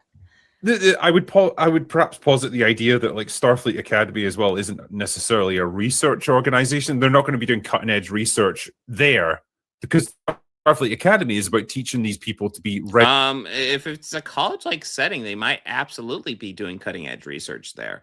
Obviously, the cadets, the first years, wouldn't be doing that, but like when you get into senior levels, absolutely. Ready for like assignments to a starship and going out and exploring the galaxy. Yeah, there's going to be learning, but like in the same way that in your average high school, you're not going to be doing cutting edge research about like biology or chemistry or whatever. Okay, so judging from the age of the kids, I'm assuming this is more college level than high school level. Just saying. You're just teaching people the fundamentals that they need. But I get your point. It's like you can see more of what they're doing there. But the problem fundamentally with this show, and it almost harkens back to what I was talking about with The Exorcist, right? There was that feeling of like, this is a horror movie made by adults with adult sensibilities. It's not about cheap scares or whatever. It's something much more deeper and unsettling that an adult can come up with because it appeals to our more complex personalities, our more complex mindsets. So are you saying children can't have more complex, or not even children? This isn't really targeted towards children. This is targeted towards young adults. And are you saying you're so much superior to young adults? Like, that's such a weird fucking take. Because I tell you what, Critical Drinker, I will take the opinions of my 17-year-old daughter way before I take anything from you. That's for damn sure. That's what you should be getting from Starfleet Academy. Yes, it's involving younger characters, but they're being prepared for like the ultimate challenge that human beings can undertake. Yeah, that's what the series has been about so far, bro. Going out and exploring the universe. It should be smart, but it's retarded. That's a good point, Jay Bird. Yeah, he hasn't seen past episode 2. Like, the fuck? As far as I can tell, you've got characters and like, nice little R slur slid in there. Nicely done. To eat their comm badges because they don't seem to be functioning adults. Like, if any person did that, they wouldn't be put in Starfleet Academy. They would be put into some kind of special learning school or whatever. Like, how can this happen? I can't work out what. You know, they really focus on what was literally just a 2-second joke. Just a 2-second joke. Age group they're aiming at. I have no idea because there's jokes for children and then there's conversations about. Yeah. You mean the Debate Bro episode, Jay Bird? Like I said, I love that episode. Bisexual. And nobody made Charlie Kirk arguments. Threesomes. Like and calling people assholes. It's so all over the place. It is Harry Potter and then they're trying to be Starship Troopers for a second. It's like When are they Starship Troopers? Holy fuck. Starship Troopers would be a bizarre thing to drop in there. Holy shit. Wait, did he even understand Starship Troopers? Did he just watch it because it was like kids going to school? Is that why he's making that analogy? Because Starship Troopers was like about this fascist, like, listen, Starship Troopers was about fascist government, freaking molding the minds of children and turning them into little fascists. Star Trek is probably one of the most anti-fascist franchises out there. So no, they should not borrow from Starship Troopers. Holy shit. James Gunn tried to do a Star Trek show. That's what it feels like. Look, it should be like West Point. If you're gonna, where it's college level. Like, to me, you know what the best Starfleet Academy show. They should have looked at The Social Network and the scene where Zuckerberg's making face mash. And he's coding because he's angry, and the scene with his at the beginning with Starfleet Academy should be like Social Network. I don't even know where to begin with that. That's the dumbest thing I've ever heard. What the fuck? Seriously? I mean, that was all about somebody being extraordinary, and you'd have all these, or you look at something like Real Genius. If you haven't, the Martha Coolidge movie with Ralph. Okay, like I love Real Genius, but like that's a very kind of silly comedy. I don't like these are weird. Like, essentially, I feel so. Wait, Robert Meyer Burnett's like saying, "Oh, this series is a mashup of Harry Potter and X-Men First Class," which is not something Alex Kurtzman said, but they're running with that. Then his argument is, no, it shouldn't be a mashup of those two. It should be a mashup of Starship Troopers and Real Genius. God damn, these people are fucking stupid. I swear to God. Val Kilmer, where everybody's smart, and when they do stuff, they're pulling pranks. They'll turn ice. They'll make ice that immediately evaporates. Or there's been such a tradition of these kinds of stories. And looking at this, I'm like, does everybody work on the show? Are you all idiots? Like, really? Yes. Have you The not? answer is yes, they are. And they are doing a tremendous disservice and damage to a franchise. I mean, our first space shuttle was called Enterprise, although it never went into space, because people were so inspired to go into into the sciences. What is this show for? Who is it for? Who is going to be inspired by this? There's nothing that's aspirational, which was Star Trek was basically taking a constitutional republic into space. That's what Star Trek, they called it a wagon train to the stars, but it was about, the American idea of having our constitutional republic, and we're out there to... Not inherently the constitutional republic. The Federation does not represent America. Federation represents what Gene Roddenberry hoped humanity would rise to. And it's still not perfect. Listen, season 1 TNG was more what Gene Roddenberry wanted, and it was not good. It was not good. But in season 1 TNG is where, like, you get a lot of the humans don't conflict with each other and stuff like that. But yeah, it was about like what he wanted human society to evolve to. It wasn't about pushing America out there. It's weird. Hopefully make other people's lives better. This show, I hate all these people. I hate the people that work at the academy. I hate the teachers. No one is exceptional. Star Trek used to be about the top 1% that we could I aspired to be those people. And these students should have been people that we didn't recognize. They should have been people that we hoped to be. And if I was 16 years old watching this show, I wouldn't want to be any of these assholes. I would never want to go to Starfleet Academy. I mean, you're calling them assholes, and they will have jerk moments because they're kids, but like, for the most part, they're pretty decent overall. Maybe the War College kids are kind of jerks, but I mean, for the most part, they all have their moments where they're pretty good. Starfleet Academy should be the place that should be the coolest place ever. but people would rather be at Hogwarts because that's the show they're making. Jesus Christ, that is the, oh, I guess I don't have it up anymore. That is apparently the video that destroyed Starfleet Academy. It did not. That was terrible. Those people were idiots. I don't have much to say, and I am getting a little tired. But guys, I have a comic book poll up. Make sure to vote in that. Let's see who's winning right now. Make sure to also like and subscribe. Hold on. Yeah, it's a video where you destroy Starfleet Academy. Oh shit! I wasn't expecting this. Comic book poll. It's become a toss-up. It's between Psylocke Ninja and Ultimate Endgame. So make sure to go vote. Make sure to like and subscribe to this stream. I'll be live again on Tuesday. So make sure to check out the podcast. Then we'll be talking about Starfleet Academy. We'll be talking about Christopher Guest movie Best in Show. Very exciting. We'll be talking about Good Luck, Have Fun, Don't Die. And then for the Oscar movies we're catching up on, I'm pretty sure it's Train Dreams and Sing Song Blues. Song Blues, something like that. So make sure to check that out. Yeah, that's it. Party on and be excellent to each other.